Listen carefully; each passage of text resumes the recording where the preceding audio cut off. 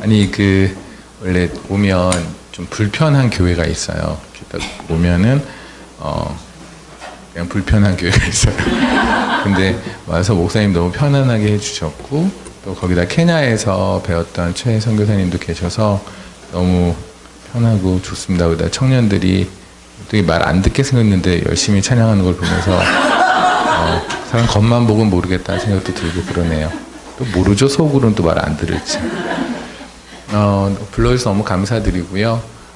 오늘은 뱀처럼 비둘기처럼이라는 제목으로 말씀을 나누겠습니다. 어제 어느 교회 가서 청년들에게 어제도 말씀을 전했는데 저에게 1시간 반을 주셨어요.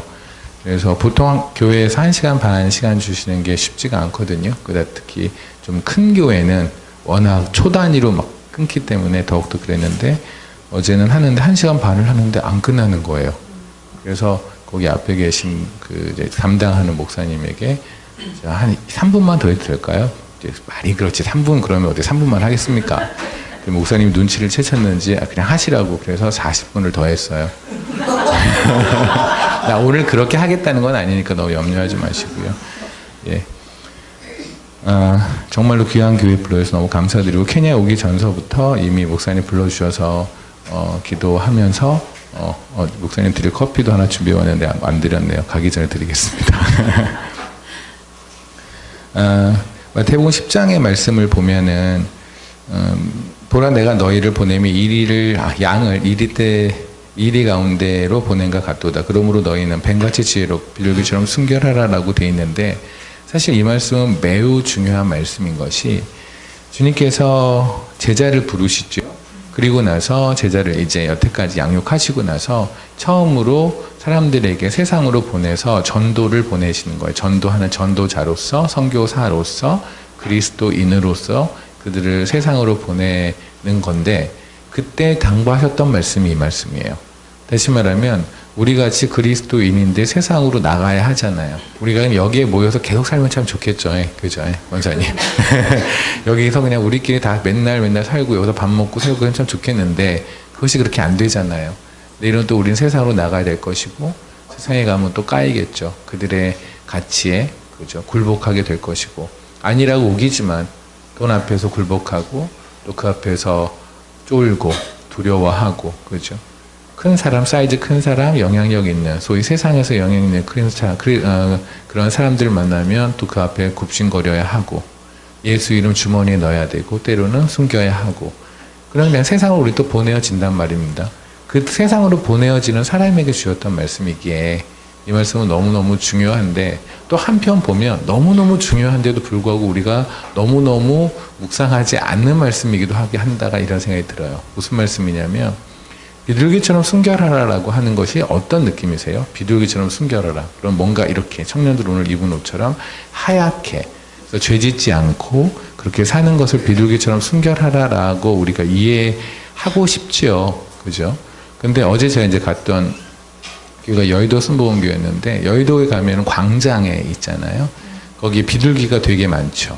그죠? 그 많은 비둘기 중에 하얀 비둘기 본 적 있으세요? 비둘기는 하얀 게 거의 없어요. 한 1000마리가 있으면 그 중에 한두 마리 있을까 말까요. 저는 개인적으로 비둘기를 되게 싫어해요. 그냥 새 중에 제일 싫어하는 게 비둘기예요. 아니, 그건 제 취향이 그렇다고요. 그냥 왜 싫어하냐면 굳이 이유를 말하면 색깔이 마음에 안 들어요.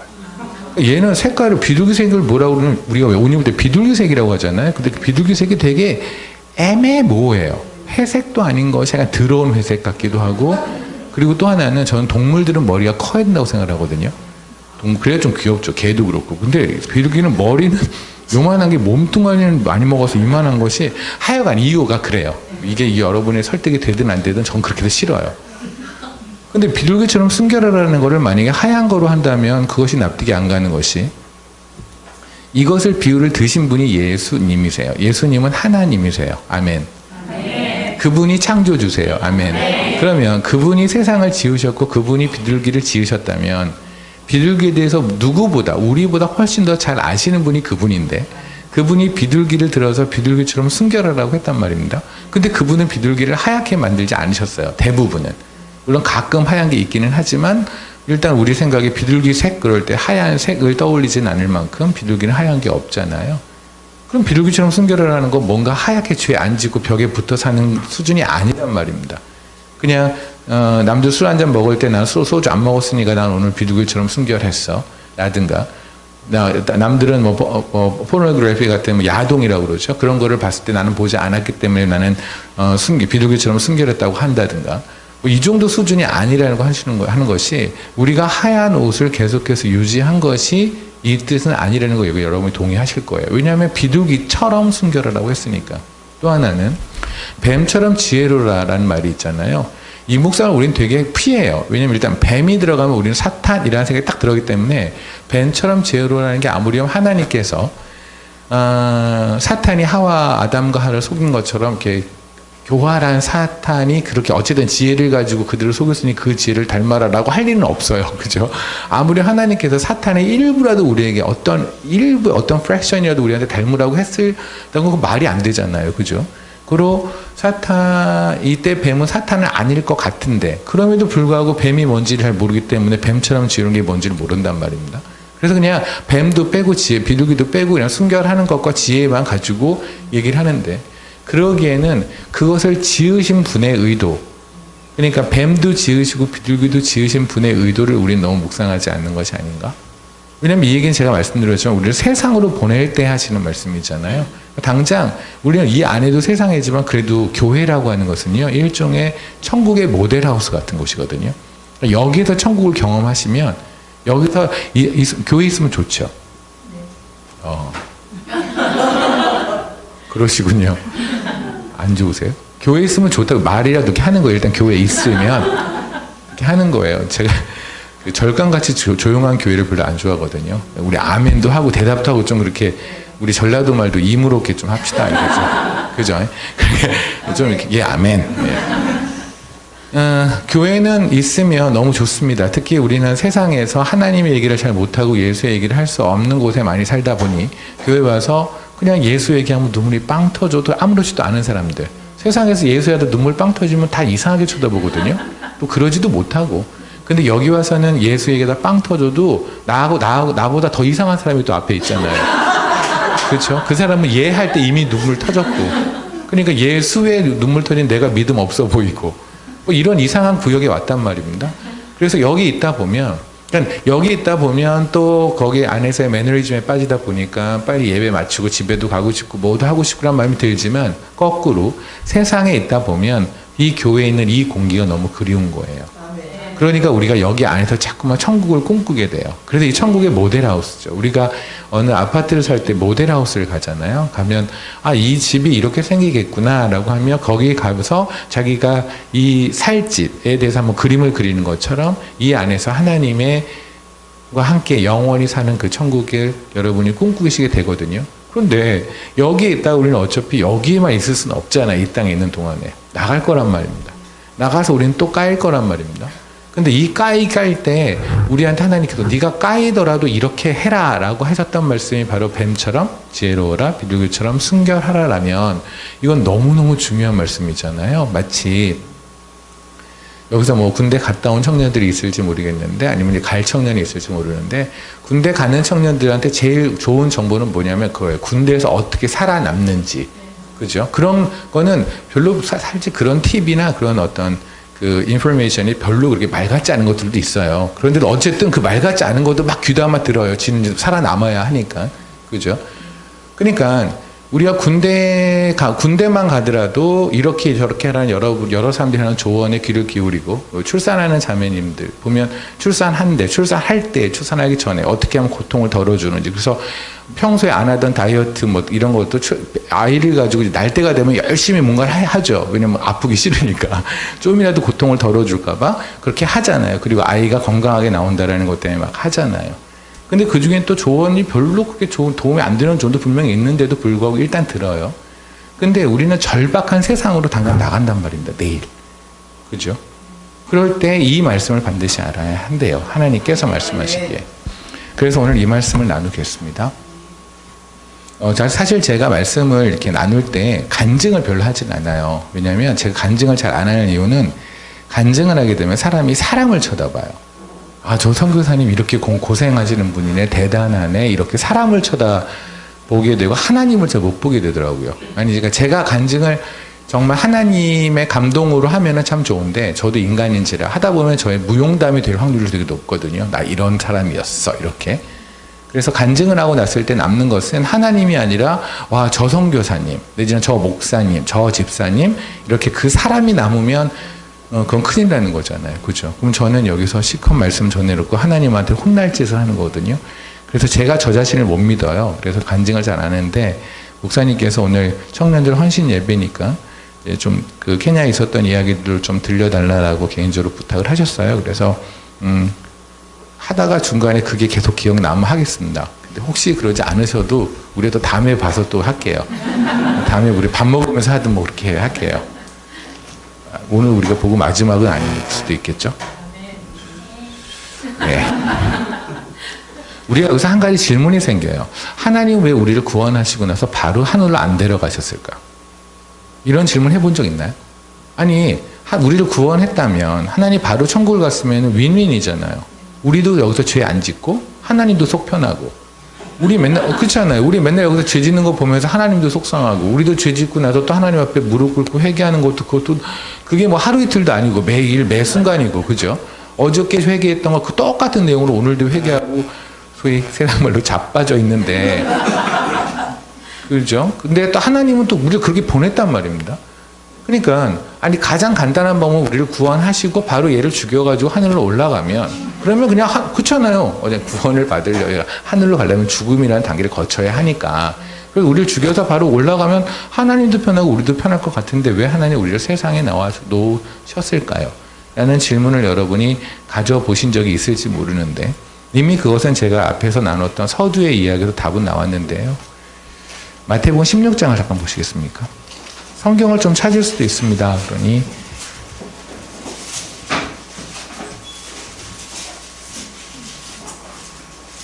마태복음 16장의 13절의 말씀을 볼게요. 제가 읽겠습니다. 예수께서 빌립보 가이사랴 지방에 이르러 제자에게 물러 이르시되 사람들이 인자를 누구라 하느냐라고 물어보세요. 주님께서 빌립보 가이사랴라는 곳에 이르러서 제자들에게 이제 말 그대로 물어보세요. 야, 나를 누구라, 사람들이 뭐라 그러디? 라고 물어보시니, 어떤 자는 세례 요한이라고 했고, 어떤 자는 엘리야라고 하고, 어떤 자는 예레미야라고 하고 그러는데, 베드로가 갑자기 벌떡 일어나더니 주는 그리스도시요 하나님의 아들이시라고 홈런을 빵 치죠. 근데 베드로는 또 자기도 그랬겠죠. 내가 무슨 짓 한 거야? 그렇죠? 그때 하나님께서 네가 한 짓은 네가 한 것이 아니라 하나님의 영이 한 거야 라고 말씀을 하세요. 그리고 나서 내가 이곳에 교회를 세울 거야. 반석. 여기서 말하는 반석은 예수 그리스도를 뜻합니다. 고린도서 10장에 있는 예수 그리스도는 반석 위에 교회를 세울 거야 라고 말씀을 하세요. 이게 주님께서 주님 입으로 교회라는 단어를 처음 꺼내신 순간이에요. 그런데 여기서 우리 기억할 것이, 지금 이게 마태복음 16장이란 말입니다. 주님께서는 마태복음 21장에 보면 예루살렘에 들어가시는 장면이 나와요. 그러니까 예루살렘에 들어가시고, 이게 주일인데 들어가셨다가 거기에서 다시 나오시고 월요일에 다시 들어가시고 나서 월, 화, 수, 목, 금에 돌아가세요. 센트 프라이데이에, 홀리 프라이데이에 주님, 우리 그 프라이데이라고 하죠. 주님 돌아가시고 그 다음에 주일에 부활하세요. 그러니까 주님께 우리가 마태복음이 28장까지 있는데 21장서부터 28장까지는 딱 일주일에 관한 이야기예요.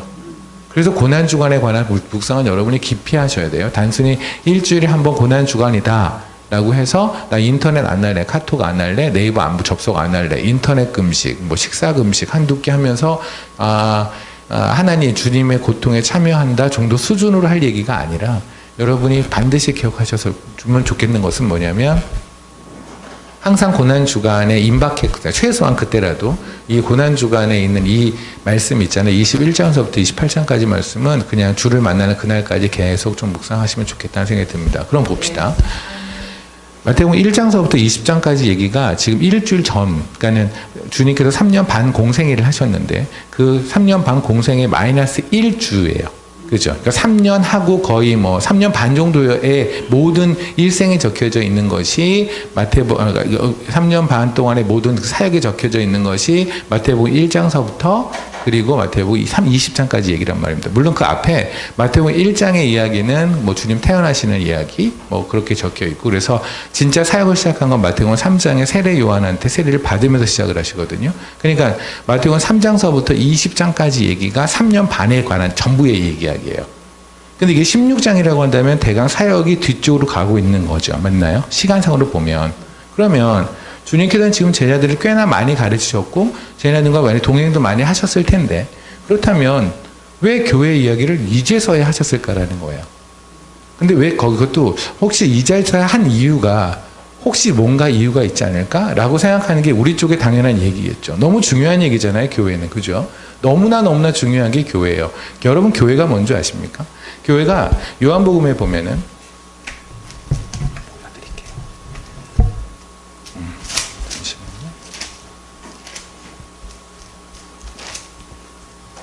마태복음을 볼게요.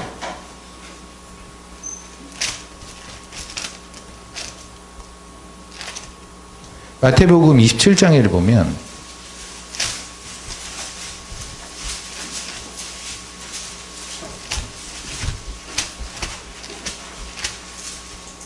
죄송합니다. 요한복음 19장을 보면 31절서부터 주님이 죽으시는 장면이 나오거든요. 요한복음 19장에서 주님이 죽으시는 장면이 나옵니다. 그때 31절에 보면 31절 위에 소제목으로 창으로 옆구리를 찌르다라고 하는 소제목이 있죠. 거기에 보면 이런 말이 있습니다. 이 31절, 이날은 준비일이라 유대인들은 그 안식일이 큰 날이므로 안식일에 시체들을 십자가에 두지 아니하려 하여 빌라도에 그들의 다리를 꺾어 시체를 치워달라 하니 군인들이 가서 예수와 함께 못 박힌 첫째 사람과 또 다른 사람의 다리를 꺾고 예수께 이르러서는 이미 죽으신 것을 보고 다리를 꺾지 아니하시고 라고 되어 있죠. 이게 지금 무슨 말씀이냐면 이겁니다. 당시 십자가 처형은 매우 잔인한 처형 방법이지만 어쨌든 뭐 예수님만 십자가에 죽으신 건 아니고 다른 사람도 십자가에 죽었거든요. 그런데 문제는 뭐냐면 십자가에서 죽을 사람을 처형을 하면 이 군인들, 그 십자가 처형을 한 사람들도 꽤나 오랜 시간을 기다려야 해요. 그죠? 못을 받고 나서 간다면 이 사람이 모든 피와 모든 게 다 빠지고 이 사람이 숨을 거둘 때까지 기다려야 하니까 퇴근을 못 하는 거죠. 그렇잖아요. 그러니까 어차피 이 사람들은 빨리 죽이고 퇴근하는 게 목적인데 퇴근을 못 하니까 안 되겠다 싶어서 대강 죽었다 싶으면 사람들이 완전히 갔다 싶으면 내렸는데 아직 숨이 붙어 있을 경우에는 목을 꺾거나 다리를 꺾어서 우리가 최종 확인 사살이라고 그러죠. 완전히 뼈를 꺾어서 죽이는 작업까지 해요. 그래서 거기 보면은 군인들이 32절에 보면 군인들이 가서 예수와 함께 못 박힌 첫째 사람과 다른 사람, 그러니까 주님 옆에 강도가 있었잖아요. 그들의 다리를 꺾어. 그래서 다리만 꺾은 건 아니고 뭐 목도 꺾고 해서 뼈를 꺾어서 이제 완전히 죽였단 말입니다. 그런데 예수님의 다리는 꺾지 않았다고 돼 있죠. 예수께서 이르시되 이미 죽은 것을 보고 다리를 꺾지 아니하고라고 돼 있죠. 예수님은 왜 다리가 꺾이지 않았을까요? 그냥 우연의 일치일까요? 그럴 리가요. 그럴 리가 없어요. 왜냐하면 이건 가장 중요한 순간이거든요. 출애굽기를 약간 보실래요? 14장입니다.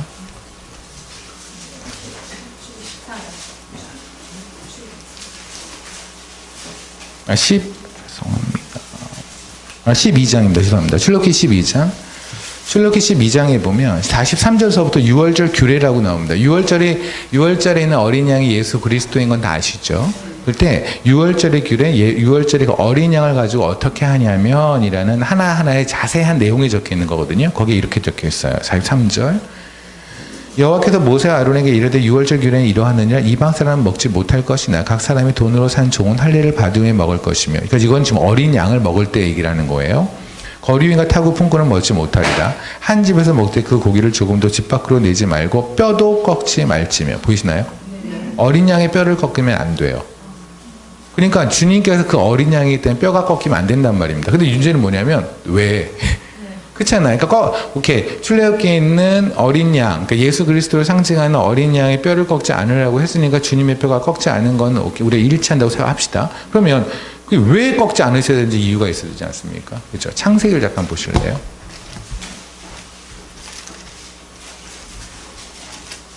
창세기를 보면 창세기 2장입니다. 창세기 2장에 여호와께서 아담과 하와를 만드세요. 그때 아담을 먼저 만드는 건 아시죠? 그리고 아담의 갈비뼈로 하와를 만듭니다. 이때 아담이 이제 하나님께서 하와를 만든 다음에 이렇게 말해요. 23절. 아담이 이르되 이는 내 뼈 중에 뼈요 살 중에 살이라. 이것을 남자에게 취하선즉 여자라 부르리라 하니라. 아멘. 이걸 고린도서에 뭐랬냐면 첫째 아담, 둘째 아담이란 말로 아담이라는 것을 예수 그리스도를 표현한다고 얘기를 해요. 무슨 말이냐면요. 아담의 뼈가 신부죠. 신부 하와죠. 예수님의 뼈는 예수님의 신부거든요. 예수님의 신부가 교회거든요. 그래서 주님은 뼈가 꺾이면 안 돼요. 이 교회를 지키기 위해서. 이게 교회예요. 그래서 여러분의 모든 삶은 교회를 중심으로 이루어져야 돼요. 하다못해 여러분이 휴가를 갈 때에도 교회에 있는 목사님에게 물어봐야 돼요. 근데 아멘이 갑자기 작아지죠. 왜냐하면 우리는 교회에다 내 휴가까지 물어봐야 돼라고 생각하는데 보십시오. 만약에 목사님은 물론 목사님은 성도들의 영적인 상태를 다 아셔야 되고 체크하셔야 되고요. 성도들은 자기의 모든 것을 목사님과 교회는 리더십에게 다 말씀하셔서 그래서 내가 만약에 지금 휴가를 가든가 내지는 우리 그러죠. 직장에 어디 좋은 직장에 있는데 좀 멀리 있다. 뭐 지방에 있다? 그러면은 거기에 가기로 결정하고 목사님에게 통보를 하잖아요. 저 이러이러해 됐습니다. 그러고 나서 그나마 좀 생각이 있는 사람이 목사님 그 근처에 있는 좋은 교회 있으면 좀 소개시켜 주세요. 알아봐 주세요. 그 정도로 마치 믿음 있는 척 하는데 그건 믿음이 아니에요. 무슨 말이냐면 만약에 목사님이 보시기에 여기는 이 청년이 영적으로 애가 메롱 상태예요. 해롱해롱 거려요. 그럼 얘는 만약에 돈 보고 높은 연봉이 많다고 해서 그쪽으로 그냥 돈 보고 가버리면 얘는 완전히 바닥날 것 같거든요. 그럴 때 목사님께서 안 된다라고 하시면 이 청년은 안 가야 해요.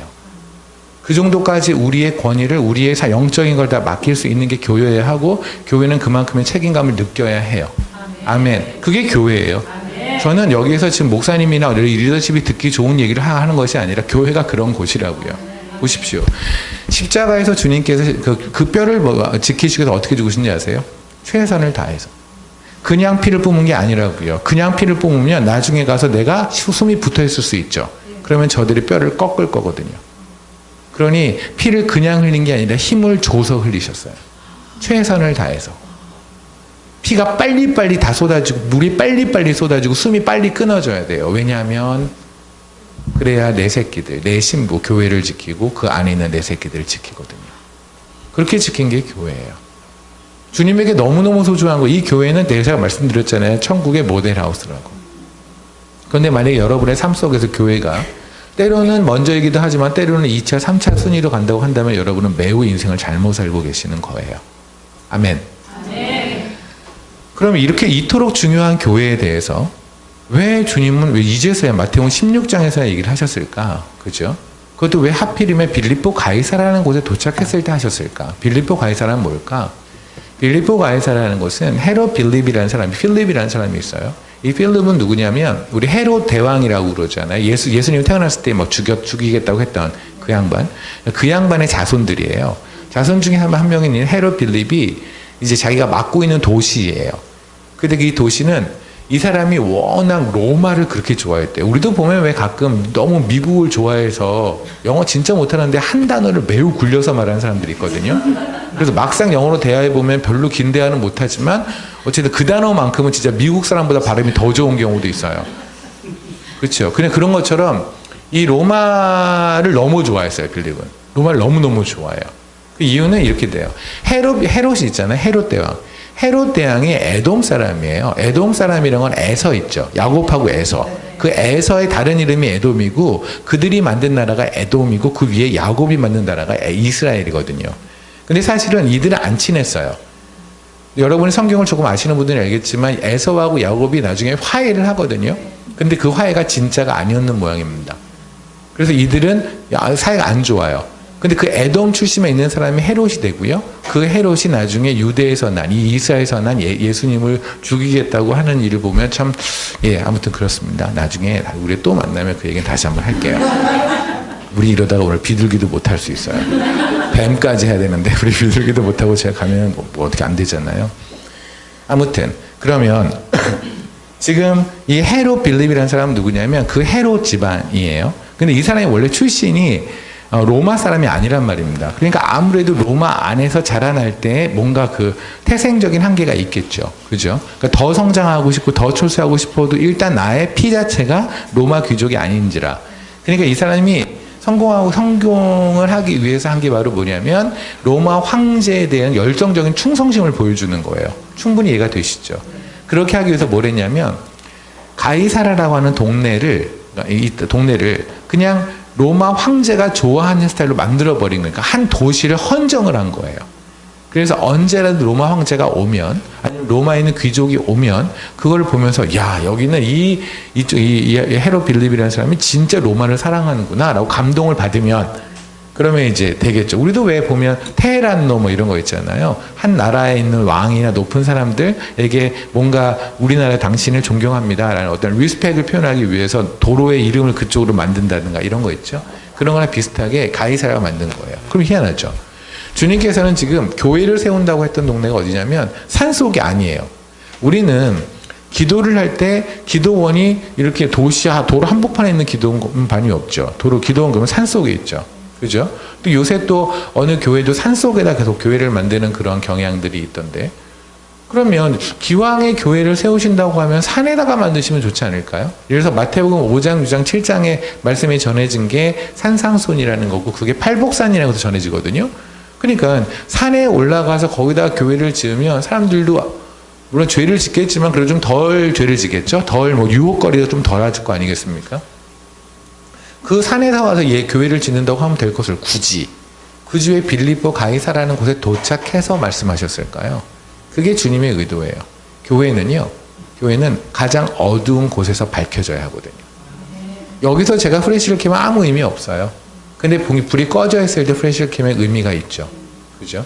그게 바로 교회의 일이거든요. 교회는 우리끼리 그냥 모여가지고 우리끼리 이 땅에 살면서 우리끼리 모여서 그냥 웃고 즐기고 살면 참 좋은데 그것이 우리에게 준 사명이 아니라 하나님께서 우리에게 준 사명은 뭐냐면 세상으로 가라 그리고 거기서 거룩하라.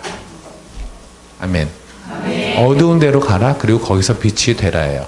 근데 이 빛이 된다는 게 오해하지 마실 거지 세상에서 유명한 사람이더라 높은 사람이더라는 뜻이 아니거든요. 빛은 그런 게 아니에요. 보세요.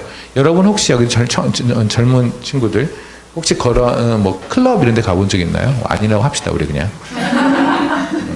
그럼 만약에 클럽이나 이런 데 옛날에 어른들은 나이트 클럽 뭐 이런 말도 했고 그랬어요. 그런 게 있답니다. 다 우리 모른 척 합시다, 그냥. 그러니까 나쁜 사람들이 가는 데가 있다고 칩시다. 그러면 만약에 그런 나이트 클럽이나 뭐 그런 데 어두운 데서 사람들이 어떻게 음침하게 놀고 있는 그런 데 가서 누군가가 만약에 실수로 지나가다가 불을 탁 켜면 그럼 갑자기 라이트가 탕 켜지면 어떻게 돼요? 사람들이 야 누구야 불 꺼 이렇게 되겠죠. 그게 그리스도인이 이 땅에서 당하는 꼴이에요. 우리는 빛이기 때문에 예수라는 빛을 가지고 어딜 나타나면 그들은 우리를 잡아먹지 못해 안 달라요. 우리가 세상에서 뭔 잘못을 했는데요? 우리는 잘못한 게 없어요. 아니 술을 안 먹는 게 왜 잘못이야? 아니 술을 많이 먹어서 술값을 많이 나게 한다면 그게 욕을 먹을 일이지만 술을 안 먹고 있는 게 왜 잘못이에요? 여러분 직장 다니면 술 안 먹는다고 그냥 까이잖아요. 근데 가만히 생각해 보세요. 이유가 없잖아요. 아니 술을 먹는 사람이 실수를 할 거고 술을 먹으면 손이 들고 술값이 더 나올 것이고 그죠? 술을 먹으면 다음날 일하는데 지장이 있을 것이고 근데 우리는 술을 안 먹으니 지장도 없을 것이고 술값도 전략되고 좋잖아요. 실수도 안 하고 그런데도 불구하고 술을 안 먹는다고 까요. 술을 안 먹는다고 까는 게 아니에요. 여러분이 빛이어서 까는 거예요. 세상은 그냥 그리스도인이 빛이라는 이유 때문에 어둠에서 어둠들이 소리를 지른단 말입니다. 그러니 어둠에 빛이 되기 위해서는 더 어두운 곳으로 가야 하겠죠. 그래야 빛이 되잖아요. 안 그러면 여기서 아무리 빛을 비춰봐도 소용없는 거잖아요. 그죠? 그게 우리의 사명, 그게 교회의 사명이고 우리의 사명이란 말입니다. 아멘. 그런데 문제는 뭐냐면 우리 안에 하나님이 사시고 우리의 아버지가 하나님인데 그리고 우리의 주님이 하나님이시고 그죠? 그리고 그분이 우리랑 끝날까지 함께 하리라고 하셨는데 왜 그리스도에 맨날 까이냐는 거예요. 현실적인 얘기를 한번 해봅시다. 까이잖아요. 그래서 제가 지금 사역하고 있는 데가 케냐에서 이제 케냐를 보면은 가운데 아래쪽에 있는 게 나이로비라는 수도고요. 그 수도는 그냥 도시예요. 물론 변두리는 좀 심하긴 이렇게 슬럼이 있긴 하지만 그냥 그렇고요. 근데 제가 이제 한 1년에 반 정도를 머무는 곳은 여기에서 동쪽으로 이렇게 가면 여기가 소말리아거든요. 소말리아와 케냐 국경 쪽에 저는 이제 주로 머물러요. 여기는 다 무슬림이에요. 99.999%가 무슬림이고 이제 거기에 머물러 있어요. 그러면 뭐 실질적으로 어떤 일을 당하기도 하겠죠. 뭐 실제로 당한 일 중에서 어떤 것도 있냐면 돌을 맞아서 피가 터져서 저도 몰라서 그걸 이제 돌을 던지니까 저는 그걸 맞았는데도 그걸 하도 이제 도망가야 되니까 그래서 차를 몰고 왔는데 시트가 젖은 거예요. 피가 다 터져서 이렇게 완전히 뭐 하여간 그런 일도 있고 그리고 매일매일 죽음을 걱정을 해야 돼요. 언제 테러가 날지 모르고 저는 거기에서 크리스티안 스쿨을 하거든요. 그러니까 무슬림 한복판에서 크리스티안 스쿨을 한다는 것은 여러분이 상상하는 것보다 훨씬 더 어려운 일이고 위험한 일이거든요. 그러다 보니 그리고 저는 거기에 여러분이 보기엔 제가 이렇게 생겼지만 거기서 매우 샤방샤방한 피부거든요. 백옥 같은 피부예요. 왜냐면 저만 얼굴이 색깔이 다르잖아요. 다 까마니까. 그러니까 저는 어디를 가도 그들이 뭐 하는지 다 알아요. 저는 오죽하면 다음날 이렇게 가면 사람들이 지나가는데 물어봐요. 어저께 양배추 맛있었냐고. 왜냐면 저희 스텝이 양배추를 사서 저한테 이제 밥을 같이 먹었는데 저희가 양배추를 사면 양배추 샀다라는 것이 동네 화제예요. 그러니까 제가 하는 모든 게 다 모니터링이 돼요. 물론 CCTV도 없는 동네에서 그렇게까지 돼요. 그럼 봅시다. 거기 있는 사람들은 저를 잡아먹지 못해 안 달랐어요. 어떻게든 내보내고 싶어 죽으려고 그래요. 제가 가방에를 보면 십자가를 이렇게 메고 다니거든요. 그 이유가 뭐냐면 혹시 내가 내 입으로 너무너무 두려워서 예수를 부인할까봐, 내가 너무너무 두려워서 크리스찬인 척 안 할까봐, 크리스찬 아닌 척 할까봐, 제가 저를 못 믿으니까 가방에다라도 십자가를 매서 내가 그걸 보면 제 입을 막을 거 아니겠습니까? 그냥 그 정도로 제가 스스로를 다짐해야 되는 동네예요. 그 동네는. 그러면 저는 거기서 이긴 자 같지 않잖아요. 솔직히 말하면. 그들이 이긴 자 같잖아요. 그들은 저를 때리고 그들은 저를 위협하고 저는 쫄아있는데요. 전 두려워하는데요. 물론 여기서 여러분 앞에서는 저는 그런 적 없습니다. 저는 늘 믿음으로 삽니다라고 말하면 좋겠지만 우리 인간적으로 그러지 맙시다. 다 그렇잖아요. 우리 인간들이니까. 그렇죠? 그러면 왜 하나님이 내 안에 사시고 하나님이 나랑 끝까지 한결같이 그리고 언제나 동행하신다고 하셨는데 나는 왜 지는 자로 살까요? 하나님은 왜 그들을 한 큐에 타닥 하고 물리쳐주지 않을까요? 그들이 던진 돌이 나한테 오기 전에 여기 다 부셔버리면 좋잖아요. 그죠? 여러분이 세상에서 당하는 여러 가지 모욕들, 그리스도인이기 때문에 당하는 모욕들과 어려움들, 그것들을 없애면 그냥 간단하잖아요. 우리를 세상에서 가장 잘 사는 사람을 만들어버리면 우린 누가 봐도 하나님이 동행하는 사람이 될 것이고, 우리가 세상에서 가장 성공한 사람을 만들면 우린 누가 봐도 하나님이 함께 하신 분이 맞는데 왜 우리는 우리의 삶은 고난 안에 있을까요? 왜 그럴까요?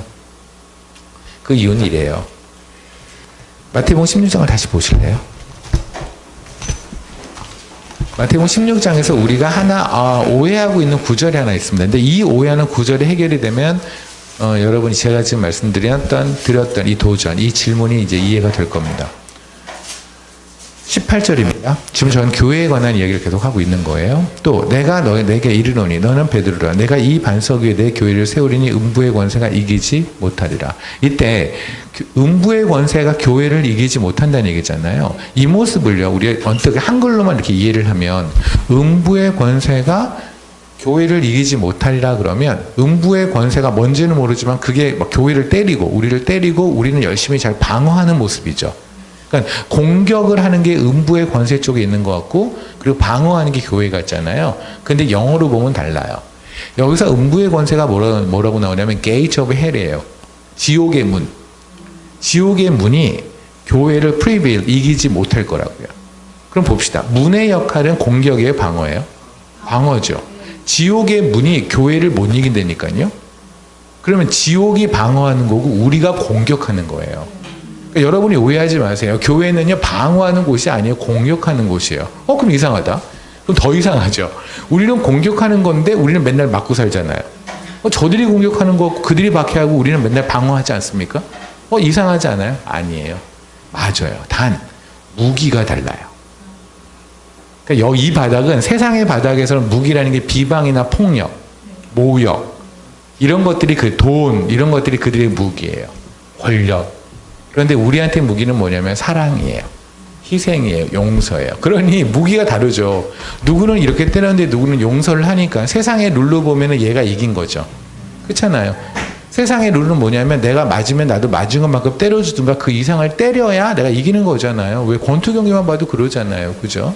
그런데 우리의 룰은 그게 아니거든요. 교회의 룰은 그런 룰이 아니에요. 여기서는 누군가가 와가지고 저 사실은 세상에서 예수 말하다가 예수 말하고 하다가 저 엄청 까였어요. 그런데도 불구하고 저는 그를 사랑해요 라고 말하면 그 형제 네가 이긴 자라고 말하는 곳이 여기예요. 아멘. 아멘. 그러니까 세상의 룰은 우리는 진 것 같지만 사실은 하나님의 룰은 우리가 이긴 자들은 말이에요. 아멘. 아멘. 우리가 그런 사람들이에요. 그래서 하나님께서 우리를 세상으로 보냈어요. 세상에서 거기서 그렇게 살란 얘기예요. 거룩하게 하나님을 닮아서 하나님을 묵상하며 살란 얘기예요. 여기서 오해하지 마실 것이 여러분 영적 전쟁에 대해서 오해하지 않으셔야 돼요. 우리 영적인 전쟁이라는 말 많이 쓰잖아요. 영적인 전쟁이 뭘까요? 우리가 영적 전쟁을 오해를 하면 사단을 대상으로 막 싸우는 거, 사단아 물러가라 소리를 지르면 그 영적인 전쟁의 승리 같은데, 예를 들어서 또는 내가 야동 음란한 거, 뭐 청년들 같은 경우는 현실적인 얘기니까 음란한 생각 들 때 있잖아요, 그죠? 아닌 척한다 또. 근데 음란한 걸 보고 싶은 마음이 들 때 내가 오늘 그걸 안 봤어. 그럼 나는 영적 전쟁에서 승리했어. 라고 생각할지 모르고요. 천만에 그게 아니에요. 여러분이 영적 전쟁에 오해하신 게 뭐냐면, 예를 들어 이렇게 봅시다. 제가 여기 있는 이 청년한테, 이 아들인데, 야, 너 게임 좀 그만해. 근데 얘가 알겠어요. 그리고 나서 게임을 안 하고, 게임 좀 그만해. 그랬더니 게임을 안 하고, 그리고 밖에 나가서 축구를 해요. 근데 저는 게임을 하지 말라는 이유가 뭐냐면, 나하고 좀 놀자는 얘기예요. 부모하고 얘기 좀 하자는 거예요. 아니면 공부를 좀 하라는 거예요. 그러면 게임을 하지 말아라. 그럼 얘는 그리고 공부를 해야 되는 건데 얘는 게임을 안 하고 축구를 해요. 그러니까 제가 예전에 그랬거든요. 하나님 믿기 전에 제가 정말 재능이 없는 게 그런 축구 이런 거 재능이 없는데 혹시 나한테 재능이 있을까라는 생각을 30살이 넘어서 한 거예요. 그리고 조기 축구 때문에 들어갔네요. 뭐 가장 비싼 운동화를 신고 빨간 걸 신고 또 축구장에 나갔는데 저만 빨갛더라고요. 근데 저 딴에는 제가 평소에 그 조기 축구 팀에 술을 많이 사줬기 때문에 제가 원하는 그거를 준대요. 그 번호를 준다고 그래서 또 박지성 번호를 달라고 그래가지고 박지성 번호를 달고 또 뛰었네요. 그러니까 근데 두 경기만 뛰면 제가 어떤 인간인지를 알 거 아니겠습니까? 그래서 거기에서 저를 이제 빼더라고요. 자연스럽게.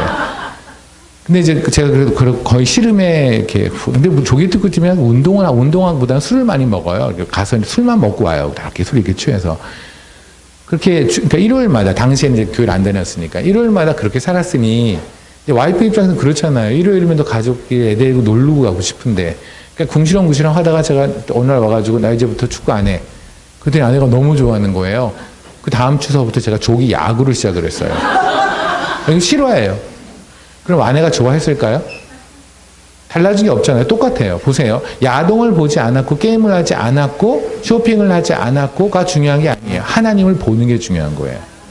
근데 우리는 영적 전쟁을 잘못하고 있단 말입니다. 이거를 안 하는 게 영적 전쟁의 승리라고 생각해요. 아니야. 이 하나님을 보는 거, 하는 게 영적 전쟁의 승리예요. 그래서 영적인 전쟁에서 승리하시려면 사단하고 싸우지 마시고 하나님을 보세요.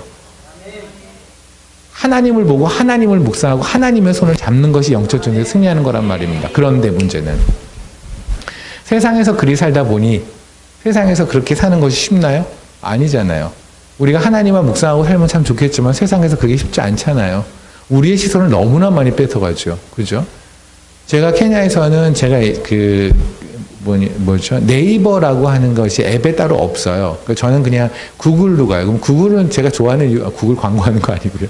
구글 가면 이 화면에 특별 뉴스가 안 터져. 요새 네이버도 그런 식으로 하긴 하던데. 그러니까 구글은 따로 제가 뉴스에 시선을 안 뺏겨요. 그러니까 제가 원하는 것만 검색하게 되지 따로 이렇게 막 쫓아가지 않아서 저는 이제 구글 주로 썼는데 여기 와갖고 자연스럽게 가다 보면 어디를 가나 사람들이 네이버라는 걸 하고 인터넷 하잖아요. 저는 이제 카페 같은 데서 이렇게 말씀을 이렇게 보고 있다가도 옆에를 보는데 옆에서 그러니까 컴퓨터 하는 친구가 이제 랩탑 갖고 와서 뭐 하는데 노트북 갖고 와서 뭘 하는데 이렇게 보면 뭐 연예 뉴스 있잖아요. 전 진짜 관심이 없거든요. 그런데 저도 모르게 그걸 쳐다보고 있는 거예요, 이렇게. 그래서 쟤는 공항을 저렇게 입고 왔구나. 이런 거 계속 보면서 참 귀하게 생겼네. 이러면서 계속 그러고 있는 거예요. 저도 모르게 시선이 뺏긴단 말입니다. 하나님만 묵상하고 싶지만 사실은 그렇지 못하죠. 그래서 가슴이 찢어지게 아파요. 하나님을 너무 사랑하는데 하나님만 바라보지 못하는 거예요. 그죠? 그런데 그런 자가 만약에 우리가 천국에 가면 너무 좋겠죠. 그분만 계시잖아요. 그래서 하나님은 우리를 이 땅에 내버려 두는 거예요. 왠지 아세요? 하나님 더 그리워하라고. 그래야 천국 가면 천국이 천국되거든요. 아멘. 다시 말하면 이런 거죠. 예를 들어서 여기 있는 청년들 모르겠습니다. 여기 청년들 같은 경우에는 다 헌신된 청년들이고 아까 그 최혜 선교사님도 참 여기 그 영광교회 청년들은 남다르다라는 말씀을 들었는데 뭐 실일지는 모르겠지만 그러리라 남달러지리라 믿고 얘기를 할게요. 그럼 여기서 예배를 드리다 보면 어떤 친구는 예배가 길어지거나 말씀이 길어지면 좀 힘든 청년들이 있을 거예요. 그죠? 저런 청년들이 만약에 저 상태로 바로 지금 죽어가지고 하나님께서 은혜로 죽여서 천국을 데려갔다고 칩시다. 그러면 저 친구들이 천국이 안 돼요. 왠 줄 아세요? 1시간 동안 말씀 듣기도 힘든데 천국에 가면 하나님이 영원히 말할 거예요. 딴 것도 없어요. 여기서는 여러분이 핑계나 대잖아요. 가다가 중간에 배 아픈 척하고 나갈 수도 있고요. 그죠? 여기서는 졸리기라도 하죠. 하다못해 말씀 못 들으면 그냥 졸려서 다른 생각도 하고 다른 꿈이라도 꿀 수 있잖아. 그러니까 뭔가 예배 끝나고 나서 피부가 고와지거나 그럴 수도 있잖아요. 잘 자고 나서. 그런데 거기선 그럴 수도 없는 것이 새로운 육체를 받을 거거든요. 이 새로운 몸은 저는 다른 거 어떻게 생긴지 모르겠어요. 그런데 최소한 예배를 드리기에 가장 적합한 몸이라고 생각해요. 그러니까 화장실도 안 갈 것이고 졸리지도 않을 것이에요. 그러니까 영원토록 계속 말씀을 듣고 있고 우리는 거룩 그러고 있을 거예요. 그러니까 만약에 여기 있는 청년 중에서 이 예배에 대한 사모함이 없이 교회에 와서 있는 이 말씀을 듣는 이 감동, 이게 너무너무 좋고 이 안에서 그냥 교제하는 이게 너무너무 좋고 그렇지 않고 여전히 세상이 너무너무 좋아요. 근데 가끔 와서 그냥 공기 좋은 곳, 금연, 담배 연기 없고 술 냄새 안 나는 이 곳이 그냥 가끔 좋아. 그냥 건강에 좋은 것 같아. 그 정도 수준으로 여기서 왔다가 천국에 가면은요, 이들한테는 천국이 지옥 된다니까요. 그렇잖아요. 그래서 하나님께서 은혜로 그들을 지옥을 보내실 거예요. 그러니까 다시 말하면 뭐냐면 우리를 이 땅에 내버려둔 게 뭐냐면 천국이 천국되게 하기 위해서. 아멘. 그러니 여기에서 여러분들이 할 건 뭐냐면 세상에 나가서 까일 땐 까이세요. 그런데 까이면서 느끼세요. 와, 나는 진짜 하나님이 필요해. 그래, 하나님이 보고 싶어. 라는 말이 그런 것이 절실히 느껴지면 하나님이 성공하고 계신 거고 하나님이 이기신 거예요. 아멘. 하나님은 우리에게 완벽한 삶을 요구하시는 게 아니란 말입니다. 그게 비둘기처럼 순결하라요. 뭘까요? 비둘기는 노아의 홍수 때 비둘기가 돌아오는 거죠. 그렇잖아요. 올리브 잎을 물고 돌아왔잖아요. 비둘기는 하얗다가 포인트가 아니에요. 돌아왔다예요. 그래서 예전에는 비둘기를 메신저를 썼죠. 밑에 뭐 묶어서 보내면 얘가 하고 돌아오는 거. 하나님이 원하신 건 그거예요. 세상에서 내가 너를 보내는 것이 양을 이리떼 같아 보내는 것 같아. 이리떼가 어떻게 하나요? 이리는요, 그때 마찬가지예요. 양도 이리떼도 하나님이 지으신 거잖아요. 그래서 하나님은 그들의 특성을 너무 잘 아세요. 그래서 주님이 양을 말했고 이리를 말했거든요. 이리는 늘 떼로 다녀요. 그래서 우리도 이리라고 말하기보다는 그냥 습관적으로 이리떼라고 말을 하죠. 왜냐면 이리는 항상 떼로 다니거든요. 그래서 이리가 무서운 건 걔네들은 항상 그룹으로 다니면서 뭔가를 공격해서 그래요. 세상이 그래요. 세상은 늘 대세라는 이름으로 주류라는 이름으로 그리스도인들을 공격을 해요. 근데 우리는 거기에 쫀단 말입니다. 뭐냐면 제가 요번에 한국에 갔더니 패션이 또 바뀌었더라고요. 통을 넓은 걸 입더라고요, 이제. 그죠? 얼마 전까지 그렇게 입으면 되게 바보였는데 갑자기 그렇게 입은 게 그렇게 입어야 된다고 해서 갑자기 애들이 그러니까 참 한국 사람들 보면 진짜 단일 민족이 맞아요. 어쩜 옷을 다 똑같이 입고 다녀, 늘. 그래서 까만 건데 통을 넓은 거에 입고 그다음에 청담 저쪽에 가면 애들이 이제 거기다 까만 모자까지 써가지고 무슨 저승사자처럼 하고 다니는 게 요새 무슨 전 패션 이름은 모르겠지만 굳이 제가 붙이자면 저승사자 패션 같은데 그냥 그렇게 입고 다니는 게 또 패션이더라고요. 그죠? 그럼 봅시다. 그렇게 입고 그래서 지금은 뭐예요? 지금은 현재까지는 청년들 보면은 채 9분가 이렇게 무릎 위쪽까지 오는 바지 다 입었죠. 근데 저는 그게 너무 짧으면 되게 보기 흉하거든요. 좀 농부 같고. 근데 농부를 무시하는 건 아니고요. 근데 또 어쨌든 간에 뭐 그렇게 입고 다니잖아요. 그죠? 몸에 딱 달라붙었는데 이건 올라와고 아마도 누가 보기엔 저건 아닌 것 같은 느낌이 드는데도 불구하고 본인은 또 패션 쫓아간다고 열심히 입었잖아요. 그죠? 옛날에 그게 입었던 게 마이클 잭슨 그때 입었던 게 그 다시 복고풍으로 돌았다가 지금 한때 한 2년 동안 여기를 휩쓸었던 것 같은데 다시 이제 통 넓은 걸로 해서 하는 거예요. 그게 대세예요. 그러니까 이제 이 대세가 자리 잡으면 자매님들 몸에 달라붙는 청바지 입고 나면 좀 바보 취급돼요. 이제는 갑자기 다 바지를 막 뜯어서 옆으로 늘리고 막 이래야 돼요. 그래서 어떻게든 헐렁헐렁 다녀야 이제 그 대세에 그 주류에 내가 들어가게 되는 거예요. 세상의 대세는 뭡니까? 인류대를 다 가지는 못해도 인류대를 가고 싶은 것이 대세라고요. 이 대세요. 다 같이 부자가 되지는 못하지만 다 같이 부자가 되고 싶은 것이 대세란 말입니다. 그죠? 그 대세라는 걸로 우리를 누르는 거예요. 근데 우리는 이미 예수 그리스도로 안전하다고 고백을 하지만 이 대세 앞에 서면 내가 쪼는 거예요. 그죠? 그게 바로 이리 때가 양을 괴롭히는 거예요.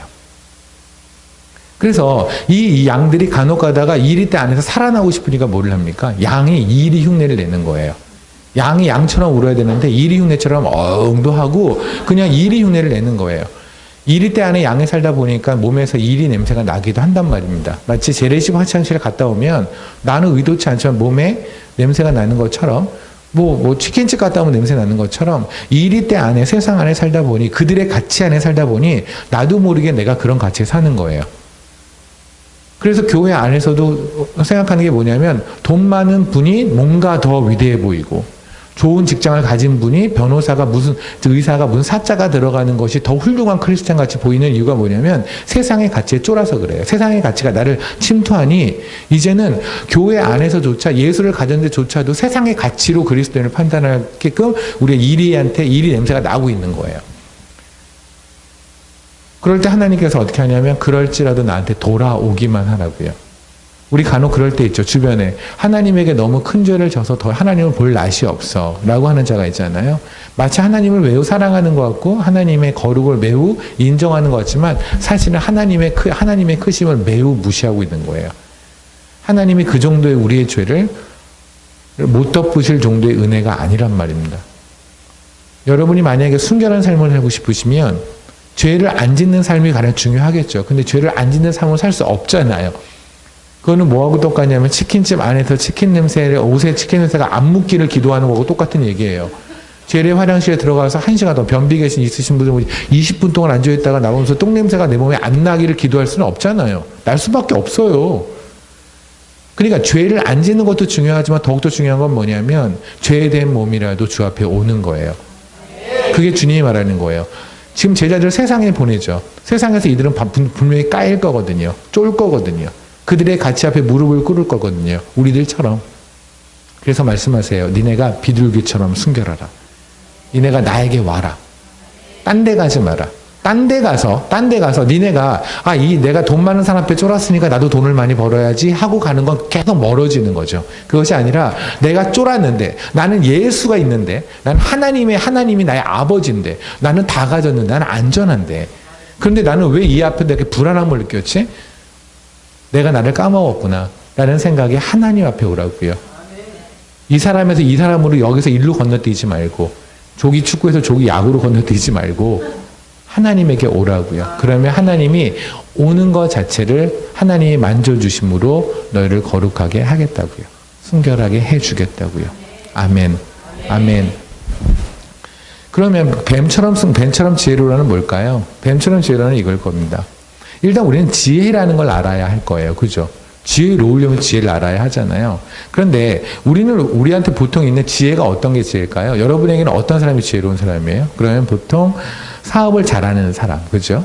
그냥 아니면 음식을 지혜롭게 하는 사람도 있나? 그런 사람도 있겠다, 그죠? 음식을 지혜롭게 하는 게 음식 낭비하지 않거나 적절한 간을 넣거나 뭐 이런 거 아닌가요?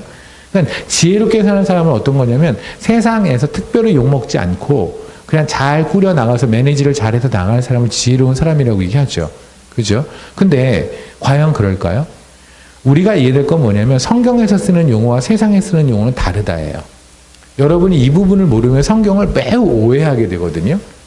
예를 들면 마태복음 5장을 잠깐 볼게요.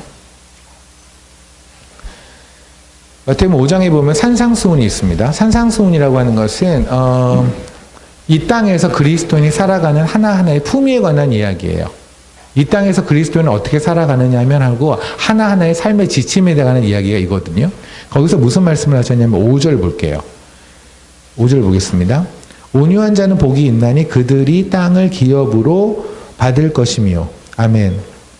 아멘. 온유한 자는 복이 있다고 했고 그들이 땅을 기업으로 받는다고 그랬어요. 여기서 봅시다. 온유한 자가 뭘까요, 여러분? 온유한 자 그럼 딱 생각나는 게 어떤 그림이에요?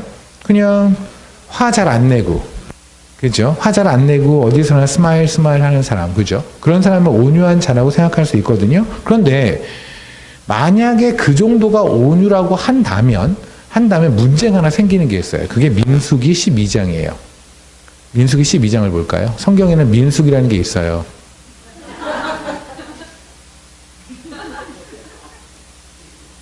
어떤 분들이요, 목사님은 그 농담만 아실 텐데 어떤 분이 그러더라고요. 레위기가 내 위기래요. 그래서 출애굽기를 창세기 출애굽까지 보는데 레위기에 가면 내 위기가 훅 오면서 더 이상 안 보게 된다는데, 그쵸? 저는 레위기 제대로 이렇게 묵상하신 분 많이 못 봤거든요. 일단 레위기는 내게 아니라는 생각이 들어요. 그거는 목사님 거지 내게 아니라는. 성경 민수기에 있습니다. 민수기 12장을 보면 모세가 구스여를 취하더니 그 구스여자를 취하였으므로 미디안과 아론이 모세를 비방하느니라. 그들이 이르되 여호와께서 모세와 말씀하셨느냐 우리와도 말씀하지 아니하셨느냐 하매 여호와께서 이 말을 들으셨더라. 그 이 사람 모세는 온유함의 지면에 모든 사람보다 더하더라. 이때 온유함 나왔죠. 그러니까 우리가 온유에 대한 개념이 헷갈린다면 실질적으로 하나님께서 온유하다고 말한 사람의 그 이그샘플을 보면 되게 일이 편한 거잖아요. 그죠? 그러면 우리는 언뜻 생각할 때 이때 모세가 아론하고 미리암이 와서 막 앞에서 까불까불 거리놓고 시비 거는데 또 화내지 않고 참았다. 그래서 온유하다라고 대강 이해할 수 있거든요. 근데 그러려고 하면 큰 문제가 생겨요. 왜냐하면 하나님 이렇게 말씀하셨어요. 이 사람 모세는 온유함이 지면의 모든 사람보다. 그게 뭐냐면 얘가 세계에서 제일 온유하다 이 말이에요. 근데 저는 제 주변에 앞에서 아내가 막 까불까불거리고 시비 막 거는데도 잘 참아주는 남자 저는 있거든요. 한 번도 못 봤나요? 왜 우리 주변에 그런 분들 있잖아요. 성격적으로 그냥 온유한 분들 많아요. 저는 솔직히 말해서 제가 스님들을 많이 알아요. 하나님 만나기 전에 이렇게 제가 그쪽에 매우 조예가 깊었던 사람이라 스님들을 많이 아는데 진짜 그런 식으로 하면 그렇게 온유 화 안 내는 스님들 진짜 많이 봤어요. 저는 제가 봤던 목사님하고 스님들하고를 다 봤을 때 가장 온유한 쪽, 온유한 게 더 많은 쪽이라고 하면 저는 스님 쪽에 손을 줄 거예요. 그 온유의 개념이 그렇다면.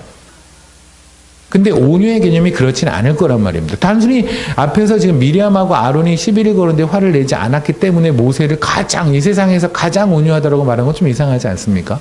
그죠? 이 얘기에서 여러분이 하나 아셔야 될 게 있어요. 뭐냐면, 전 지금 여기 무슨 얘기냐면, 용어에 관한 지금 얘기를 하고 있는 거예요. 용어. 그러니까 제가 지혜 얘기를 했었잖아요. 세상에서 말하는 지혜와 성경에서 말하는 지혜는 다르다는 얘기를 하면서 지금 설명을 드리는 거예요. 제가 이 시간 동안에 여러 가지 이야기를 하죠.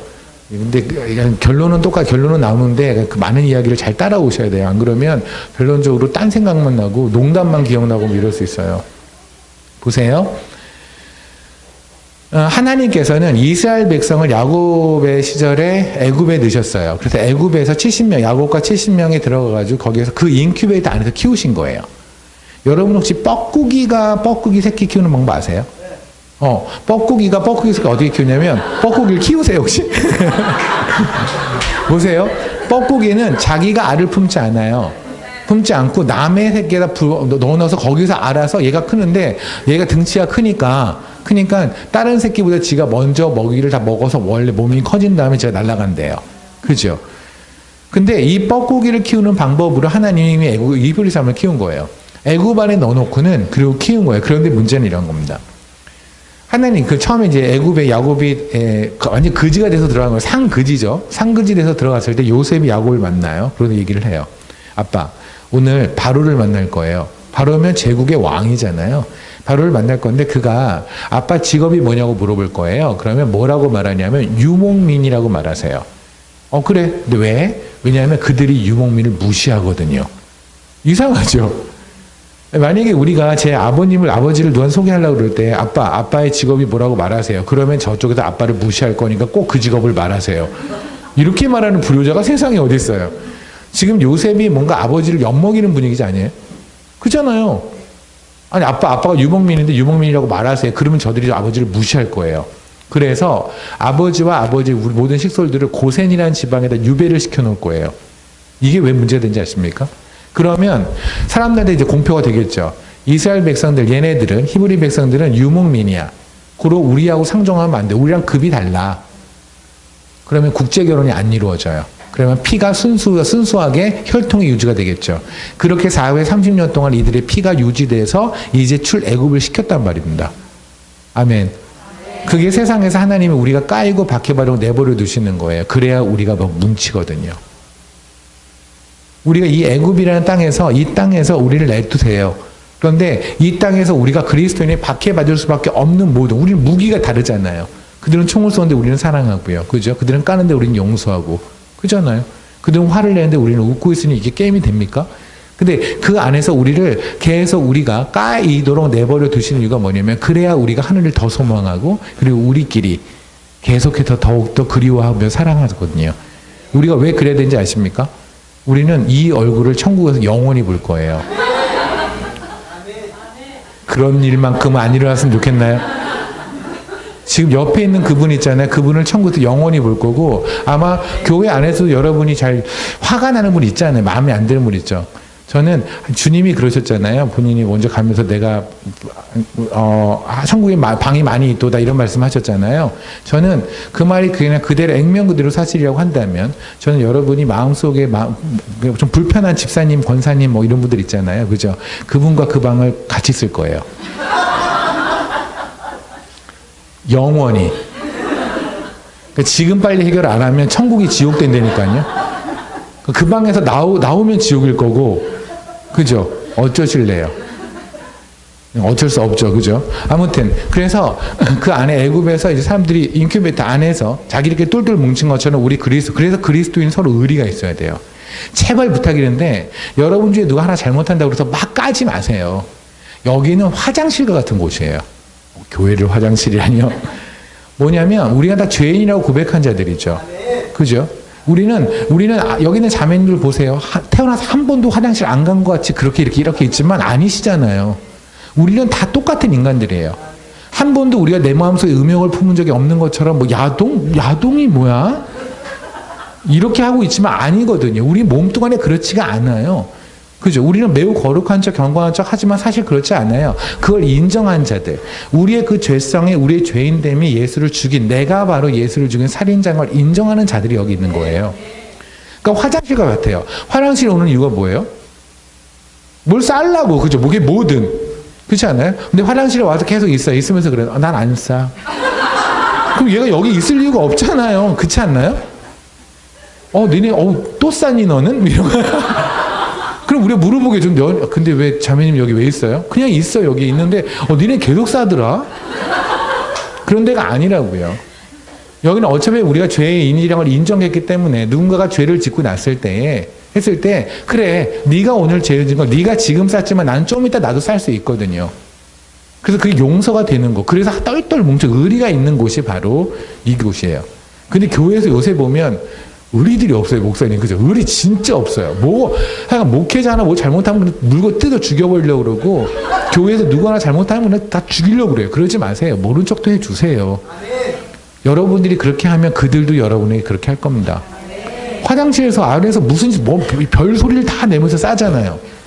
그죠? 그러고 나오면 누가 그래? 대단하시더라고요. 이런 거 안 물어보잖아요. 어제 뭘 드셨길래 그리도? 이런 거 안 물어보죠. 모른 척 하잖아요. 그죠? 모른 척 하잖아요. 왜냐하면 왜 그런지 아세요? 나도 그런 소리를 낼 거거든. 내가 모른 척 해야 내 다음에 있는 사람도 내 걸 들으면서 내 모른 척 할 거거든요. 그게 교회 안에서 서로 용서하고 사랑하는 거예요. 그렇게 살라고요. 살자고요. 애굽에서 서로 왕따 된 사람들끼리, 업신여김 받는 사람끼리, 이 가치로 살아서 그렇게 그냥 항상 까이는 사람끼리 우리끼리 힘 합쳐 삽시다. 그들이 나왔습니다. 그러면 보세요. 그들은 그렇게 혈통을 유지해서 430년이라는 기간 동안 혈통을 유지해서 나왔어요. 근데 갑자기 모세가 구스 여인은 에티오피아 여인을 대태요. 아프리카 여인 흑인을 다 갑자기 취한다는 거예요, 아내로. 이론이 화가 나겠어요? 안 나겠어요? 화 나죠. 우리는 이 430년 동안 피를 유지했는데, 우리의 리더 중에 탑 리더인 모세가 다른 인종과 다른 색깔과 결혼을 한다는 걸 화가 날 수 있잖아요. 그죠? 그러니까 이때는 모세와 아론이 왔다고 하지만 사실은 국민 전체가 모세한테 지금 뭔가 반발이 일어나는 상태였을 거예요. 그를 모세와 아론이 대변인으로 얘기했겠죠. 왜냐면 누가 모세 앞에 오겠어요. 그러니까 일단 모세와 아론이면, 아론과 미리암이면 누나하고 형이니까 와가지고 조심스럽게 얘기할 수 있겠죠. 하면서 그랬겠죠. 근데 이건 아니지 않아요? 라고 얘기를 했겠죠. 근데 모세가 뭐라고 그랬을 거냐면, 하나님의 뜻입니다라고 얘기했을 거예요. 왜 제가 이렇게 말하냐면, 거기 이렇게 써 있잖아요. 2절에. 그들이 이르되 여호와께서 모세와만 말씀하셨느냐. 민수기 12장 2절입니다. 그들이 이르되 여호와께서 모세와 말씀하셨느냐라는 얘기는 무슨 말씀이냐면 모세가 이렇게 말했겠죠. 하나님이 나에게 그렇게 하라고 말씀하셨어 라고 했더니 미리암과 아론이 뭐랬냐면 하나님이 그렇게 말했다면 왜 우리한테 말 안 하고 너한테만 말해? 라고 얘기하는 거예요. 일종의 이런 거죠. 교회에서 목사님께서 하나님께서 이런 마음을 주셔서 이렇게 가기로 했습니다 라고 했는데 저희 성도님도 그런 거예요. 아니 하나님이 하라고 그래서 왜 우리한테는 그 마음 안 주시고 목사님에게만 줘요? 라고 성령들은 고개를 갸우뚱할 수 있겠죠. 지금 이 상황도 그럴 수 있을 것 같아요. 그죠? 보세요. 여기서 포인트는 뭐냐면 그럼에도 불구하고 모세는 하나님에게 마음을 받았다고 하는 거예요. 이게 현재 여기까지 우기는 거죠. 그런데 이 밑에 보면 미리암이 나병을 걸려요. 그게 무슨 말이에요? 하나님이 지금 보증해 주시는 거예요. 내가 모세한테 구스 여인과 결혼하라고 한 게 내가 맞아 라고 말씀하시는 거예요. 이해되세요? 그런데 이거에 대한 결론이 언제 나시는지 아십니까? 이건 제가 시간이 많이 걸려서 그냥 간단하게 말을 할게요. 여러분 혹시 솔로몬 왕한테 스바의 여왕이라는 분이 오지요. 스바야가 이게 바로 에티오피아 사람이거든요. 그때 스바의 여왕이 솔로몬한테 올 때 이 스바의 여왕이 솔로몬에게 온 건 딴 게 아니에요. 말씀이 참 좋다 그래서 온 거예요. 지혜의 영이 와서 말씀이 참 좋다. 그러니까 우리가 왜 말씀이 좋은 분 그러면 모시기도 하고 거기 집회 가기도 하는 것처럼 스바의 여인이 에티오피아에 사는 그 여왕이 말씀 들으려고 솔로몬에게 왔다고요. 그게 무슨 말이에요? 이 여인이 말씀을 안다는 얘기죠. 에티오피아 사람이 어떻게 여호와의 마음을 그것도 왕이나 되는 왕족이나 되는 사람이 어떻게 여호와를 알고 여호와의 말씀을 사모하게 되었을까요? 그 얘기는 뭐예요? 에티오피아 사람들에게 복음이 들어간 거죠. 하나님이 알려진 거죠. 왜 어떻게 해요? 이때 이 구스의 여인을 요세푸스라고 하는 그 역사학자는 이렇게 말하거든요. 에티오피아의 공주였다고 얘기를 해요. 이게 긴 얘기입니다. 어쨌든 이렇고 나서 나중에 가면 에티오피아 내시 아시죠? 에티오피아 내시가 예루살렘에 예배 드리러 왔다가 예수 제대로 만나는 거거든요. 그러면 에티오피아 내시가 예루살렘에까지 예배를 드리러 왔다는 얘기는 아직까지 계속 하나님을 믿는 기류가 위에서 있었다는 거죠. 그 시작이 이때였을 거라고요. 모세와 구스. 근데 보세요. 모세는 답답하죠. 아니 이거에 대한 결론이 자기가 살았을 때 나는 게 아니에요. 지가 죽고도 몇백 년 후에 몇천 년 후에 일어날 일이에요. 그러니까 하나님은 그런데 결론을 그때 맺을 거지만 지금 순종하라는 거예요. 미치는 거죠. 왜냐하면 이거를 했을 때 반발 일어나기 너무 뻔하잖아요. 아니 국민들이 이거 하나님이 하라고 그랬어. 그래서 결론이 언제 나는데 일단 스바까지 보면 한 700년. 아니다. 700년 아니겠구나. 힐기세가 한 600년가량? 한 540년 후에 결론 나요. 뭔 말 같지도 않은 소리야. 만약에 목사님께서 어떤 사역을 추진하는데, 그래서 이 결론, 이렇게 재정을 투자해서 결론이 언제 나는데요? 한 4대 후? 그럼 막 교회에서 뭐라고 그러겠어요? 무슨 소리 하는 거야? 이러겠죠. 그러니까 지금 모세 미치는 거예요. 하나님에게 모세도 그랬겠죠. 하나님, 이건 아니지 않습니까? 그럼에도 불구하고 사람들한테 까일 거다 예상하고 뻔히 알면서도 불구하고 모세가 했단 말입니다. 모세가 왜 몰랐겠어요? 지가 구스 연추할 때 어떤 일을 할지 왜 모르겠어요. 근데 한단 말입니다. 그걸 보고 하나님이 그러는 거예요. 그가 지면에서 가장 온유하다. 순종하는 자. 온유한 자는요. 마음이 착해서 그냥 웃고 다니는 사람이 아니라 화를 내지 않는 사람이 아니라 순종하는 자라고요. 그러니 스님들이 하는 온유는요. 절대 아니죠. 왜냐하면 그들은 하나님을 모르니 하나님에게 순종할 수가 없잖아요. 아멘. 그러니까 이런 것처럼 성경에서 말하는 용어와 우리가 쓰는 용어는 전혀 달라요.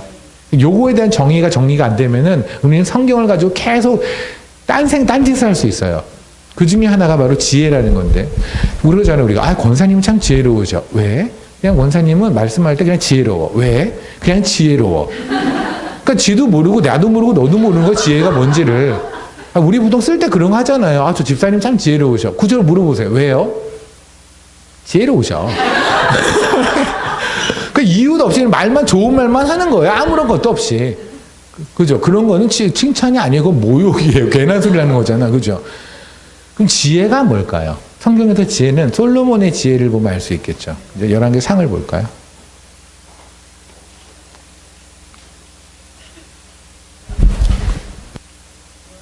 열왕기 상입니다.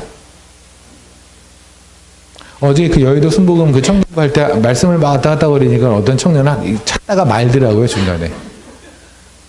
그런 사람이 없었으면 좋겠습니다. 끝까지 찾으셨으면 좋겠습니다. 그리고 혹시 성경을 잘 모르시는 분들이 있어요. 민수기? 뭐 이런, 그런 사람들은 옆에 사람을 보시면 되고요. 만약 옆에 사람도 그걸 모른다라고 하면 그냥 하나님에게 복을 구하십시오. 3절에 보면 솔로몬이 지혜를 구하다는 얘기가 있습니다. 이 얘기 참 중요한 얘기입니다. 이 얘기가 이해가 돼야 우리가 살아갈 수 있습니다. 솔로몬이 지혜를 구하는데 이렇게 구합니다. 9절 보세요. 9절. 열왕기 상 3장 9절입니다. 누가 주의 이 많은 백성을 재판할 수 있사오리까 듣는 마음을 종에게 주사 주의 백성을 재판하여 선악을 분별하게 하소서. 아멘. 보세요.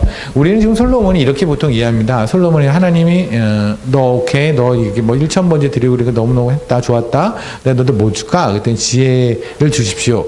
그러니까 하나님께서 오, 너 이 자식 구하는 게 수준이 다르네. 내가 땅부터 줄게. 그래서 우리가 그렇게 기도하자라고 하는 건 하나님 데리고 노는 거고요.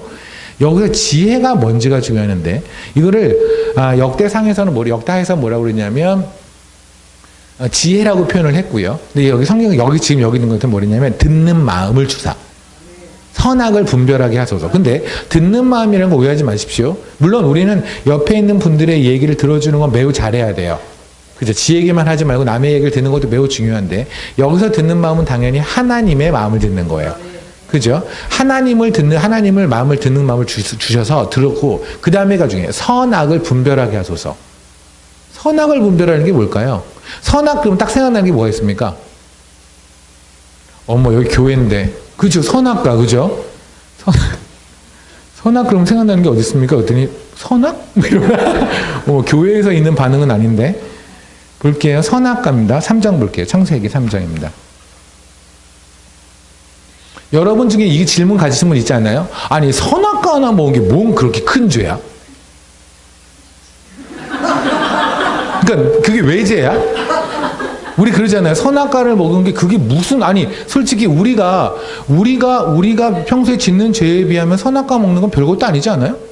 아니 우리가 하나님이 하지 말라는 거 얼마나 많이 해요? 그렇지 않아요? 근데 그걸로 해서 만약에 아담과 하가 까인 것처럼 까였다 그러면 우리는 까여도 12보다 아니 1000보도 더 까야 되지 않나요? 근데 그냥 하나님이 먹지 말라는 사과 같은 거. 그죠? 그러니까 우리가 애플이라는 회사에 비하면 회사의 그 로고가 바로 애플이잖아요. 한 입 먹은 게 선악과 먹은 거잖아요. 그러니까 그렇게 하나님이 아끼는 과일 하나를 먹었더니 하나님이 화가 났나? 하나님이 너무나 아끼는 과일을 먹어서 그랬나? 그런 걸까요? 선악과를 먹은 게 뭐가 문제일까요? 갖고 우리가 이게 문제가 해결이 안 되면 기독교의 기본적인 죄에 대한 개념 해결이 안 돼요. 지금 여기 얘기해야 돼요. 보세요. 선악과를 먹었어요. 먹고 나서 제일 먼저 한 게 뭐냐면 7절. 이에 그들이 눈이 밝아져 자기들이 벗은 줄 알고 무화과 나무 잎을 엮어 치마로 삼았더라. 아멘. 이게 포인트예요. 보세요. 하나님께서는 아담과 하와를 지으시고 벌거벗은 상태로 지으시고 보기에 좋았더라라고 하셨어요. 근데 그걸 보면서 벌거벗은 상태도 맞는다면 왜 보기에 좋았더라라고 하셨다고 여러분들이 보기에는 고개를 갸우뚱거릴 수 있는데 그건 지금 현재 우리가 이렇게 살아가니 그렇게 생각할 수 있는 거고요. 뭐냐면 아기들 있잖아요. 갓난아이 같은 경우는 그냥 벗겨놓고 나서 애가 시원하게 바람 쐬고 있는 모습이 좋은 거예요. 그죠? 그렇지 않아요? 근데 만약에 아이가 어느 날 엄마 이건 아니지. 애가 지금 이제 막 태어난 지 얼마 안 됐는데 엄마 기절하겠죠. 얘가 말을 하네. 애가 갑자기 막 그러다가 엄마 이건 아니다. 너무 오랫동안 벗겨놨잖아. 저기 이모 있잖아. 빨리 덮어 뭐로. 이러면 어떻게 돼요? 이거예요. 보세요. 선악과를 먹고 이들이 제일 처음 한 게 뭐냐면 무화과 잎으로 몸을 가린 거예요. 무슨 말이냐면 하나님이 옳다는 것에 옳지 않게 된 거예요. 여러분에게서 선이 뭐예요? 이걸 봅시다. 저 집사님 참 좋아. 왜 좋아요? 나한테 뭘 잘해줬으니까 좋아요. 저 집사님은 되게 이상해. 왜요? 나한테 뭔가 이상한 짓을 했으니까. 그러니까 지금 우리의 선악의 근거는 나란 말입니다. 그러니까 이것이 교회 안에 들어오니까 뭐냐면 우리는 누굴 봐도 그냥 저기는 나쁜 저 사람은 이상한 사람들이에요. 왜? 우리 교회에 피해를 주니까. 그죠? 그러니까 선악의 기준이 하나님이 돼야 되는데 지금 선악의 기준이 나라고요. 이해되세요? 우리 다 그러잖아요, 지금. 우리가 지금 착하다고 생각하는 사람은 다 나한테 유리하고 나한테 좋은 일을 하는 사람이고 내가 악하다고 생각하는 사람들은 나한테 뭔가 해를 준 사람들이에요. 하나님의 입장으로 보지 않고 나의 입장으로 선악의 기준을 판단한단 말입니다. 그거예요. 그러니까 하나님은 벌거벗은 상태로 만들어 놓고는 그냥 애기들 발짓하는 것처럼 좋아서 하나님 보셨고 그때 걔네들은요 아담과 하와는 자기 몸을 보지도 않았어요. 그냥 이렇게 믿는 거예요. 애들이 요만한 깐난 애기들 자기 몸 안 봐요. 그래서 엄마가 기저귀를 아무거나 해도 괜찮은 거예요. 애가 갑자기 엄마 이거 하기스 아니잖아. 얘 옆에 얘 제 하기스야. 나 창피해서 나 여기 못 누워 있겠다. 내가 똥을 못 싸겠다 진짜. 나 엉덩이 민감하잖아. 이런 애기 있나요? 없죠. 없잖아요. 왜냐면 걔네들은 엄마만 보거든요. 애기들은 언제 웃냐면 엄마가 웃을 때 웃어요. 엄마가 슬프거나 엄마가 우울하면 애들도 금방 알아요. 맞죠? 맞아요. 그때는 아담과 하와는 하나님만 봤어요. 자기 몸을 보질 않았다니까요. 그런데 성경이 뭐냐면 눈이 밝아져. 이때 밝아진 건 좋은 의미가 아니라 그죠? 애가 이제 발랑 까졌다는 얘기예요. 갑자기 그렇게 돼서 지 몸을 보니 벌거벗었는데 하나님이 보기에 좋았다라는 것이 좋지 않다는 말입니다. 그래서 무화과나무를 가린 거예요. 이거는 어마어마한 죄예요. 무슨 죄요? 하나님 당신은 틀렸습니다라는 죄예요. 당신은 옳지 않아요. 당신이 옳다고 하는 것은 옳지 않아요. 예를 들어서 여러분의 삶도 마찬가지죠. 하나님 더 나은 내일을 주세요라고 우리가 기도하는 경우 있어요. 그 얘기는 다시 말하면 뭘까요? 오늘은 덜 나은 오늘이죠. 그러면 하나님한테는 더 나은 내일도 있고 덜 나은 오늘도 있는 거죠. 하나님은 그런 질문일까요? 아니요. 하나님은 나오는 건 선밖에 없어요. 우리는 세상에 살다 보면 그것이라는 게 있고 good, better, best 이런 게 있지만 하나님한테는 다 베스트예요. 그럼 여러분의 지금 삶이 매우 힘들어요. 그런데 우리는 그래 더 나은 내일을 주세요. 아니요. 여러분 더 나은 내일을 주셔도 또 거기서 또 힘들 거예요. 뭐 하지 않으면 오늘이 하나님이 주신 최선인 걸 인정하지 않으면. 아멘. 오늘이 나에게 하나님이 최선을 주신 날이란 말입니다. 왜냐하면 오늘도 하나님은 나에게 예수 그리스도의 심장으로 나를 살리셨거든요. 아멘. 뭐가 더 필요해요? 여기는 이 자매가 저의 딸이라고 칩니다. 좀만 한 번만 딸 해줘요. 제 딸입니다. 얘가 심장이 너무 아프대요. 너무 아프대요. 그래서 제가 이 아이를 데리고 병원에 갔습니다. 병원에서 얘가 곧 죽는데요. 일주일도 안 남았대요. 난리 난 거죠. 그렇게 심각한지 몰랐는데. 방법이 하나 있긴 한데 그건 새로운 이 심장을 이식해야 된대요. 근데 어디서 심장을 구해요? 그럼 돈 많은 사람들도 지금 몇 년, 1년 동안, 2년 동안 기다리고 있는 거야. 나 돈도 없는데. 의사 선생님한테 가서 말합니다. 혹시 대심장을 주면 안 되나요? 의사 선생님이 그러죠. 아유, 말 같지도 않은 소리를. 당신 죽어요. 제가 지금 올해 나이가 51인데 그 51 나이에 51년을 살았어요. 제 딸은 지금 이제 20살이에요. 저 앞으로 살면 10년이나 더 살까요? 제가 실질적으로 사역하고 있는 곳에서 이건 실질적인 얘기인데 6개월 동안 있는 그 소말리아 국경에서는 매주일마다 제가 유서를 써놓고 집에 놓고 1시간 동안 차를 타고 소말리아 국경 쪽으로 가서 예배를 드리고 와요. 거기서 교회가 부대 안에 있어요. 군부대 안에 교회가 있어요. 왜냐하면 테러가 언제 날지 모르니까. 언제 폭탄 날라올지 모르거든요. 근데 가는 길에 언제 또 저는 테러를 당할지 몰라요. 그래서 유서를 써놓고 가요. 그리고 나서 혹시 살아오면 또 부끄럽게 유서를 담고 또 그래요. 그렇게 살아요. 그러니 제가 지금 저는 당장 여러분을 보는 게 오늘이 마지막일 수도 있어요. 아 진짜로요. 그러면 전 그러겠죠. 저 앞으로 1년 살지 5개월 살지 아니면 10년 살지 몰라요. 아니 그냥 마르고 닳도록 산다고 해봤자 제가 기껏 살아도 몇 년 살겠습니까? 근데 제 딸은 앞으로 제 심장을 가지면 50년 60년 살 거잖아요. 제 심장 주세요. 해서 의사 선생님이 수락을 했고 그리고 이 아이를 옆방에 눕히고 저를 눕혔습니다. 물론 이 아이는 몰라요. 그리고 저의 심장을 빼서 이 아이에 심어줬어요. 그리고 얘는 살았고 전 죽었습니다. 다음날 일어났어요 얘가. 그리고 찾는 거예요. 아빠 어디 있어요? 처음에 의사 선생님 부르겠죠. 의사 선생님 저 괜찮아요. 와서 보세요. 의사 선생님이 축하해요 라고 말을 했을 것이고 이 아이는 얘기합니다. 우리 아빠 좀 불러주세요. 우리 아빠 보셔야 해요. 의사 선생님이 말해요. 아빠 없어요. 왜요? 죽었어요. 왜요? 아빠 심장 당신한테 넣어주고 아빠 죽었어요. 그게 바로 빌립보서 1장에서 말하는 그리스도의 심장이에요. 우리 안에 뛰고 있는 이 심장이 바로 그리스도의 심장이라고요. 우리 그걸로 살고 있는 거예요. 아멘. 근데 뭐가 더 필요해요? 근데 만약에 여기는 자매가 1년이 지나고 2년이 지난 다음에 이런 얘기를 했다고 칩시다. 옆에 있는 친구가 돼요. 우리 아빠한테 물론 고맙지. 심장 주고 고마운데 어떻게 유산 하나 안 넘기고 죽냐? 만약에 얘가 이렇게 말을 하면 여러분 뭐라 그럴래요? 깔 거예요. 그죠? 너 미친 거 아니야? 이게 지금 우리 수준 아니냐고요. 그리스도의 심장으로 숨쉬고 있으면서 기도하러 와서 맨날 돈 달라 뭐 달라 밖에 안 하고 있는 사람들. 이게 사람이 할 짓입니까? 할 짓 아니에요. 예배는 그런 자리가 아니에요. 예배는요, 내가 적당한 예배의 형식을 취한 다음에 하나님을 감동시키고 나서 내가 원하는 걸 뜯어내는 자리가 아니라 이 자리는 영원히 하나님께 감사합니다. 이 자리예요. 기도의 자리는요, 여러분, 와서 하나님 이것 주세요, 저것 주세요 하는 게 기도의 자리가 아니에요. 하나님에게 이것저것을 다 말하고 싶어요. 저 승진도 시켜주고 싶고, 저 건강도 막 챙겨서 이만큼의 진보다리를 가지고 기도방에 딱 있어요. 하나님, 저는 오늘 하나님과 한 5시간 있을 겁니다. 제 기도 제목이 이만큼 많아요. 하고 다 풀려고 딱 해서 하나님께 시작을 했어요. 그러면서 얘기를 하죠. 하나님 아버지. 근데 눈물이 빵 터지는 거예요. 하나님이 내 아버지구나. 하나님이 내 아버지인데 내가 왜 이렇게 세상에 쫄고 사니? 내가 지금 하나님을 찬양하고 찬양하지 못할 만큼의 내가 그렇게 아프니? 손가락 하나 들 수 있잖아요. 제가 그 만사란이라는 곳에서 한번 이건 실화예요. 거기가 날씨가 45도쯤 되거든요. 근데 거기서 말라리아하고 장티푸스가 동시에 걸린 거예요. 물이 안 좋으니까. 그러니까 사람이 몸이 열이 나니까 45도 더위에 저 혼자 오한이 난 거예요. 그래서 혼자 이불을 덮고 있는데 도저히 안 되겠다. 그래서 말라리아가 약을 먹으면 죽거든요. 근데 약을 먹으면 괜찮아요. 한 2, 3일만 고생하면 되는데.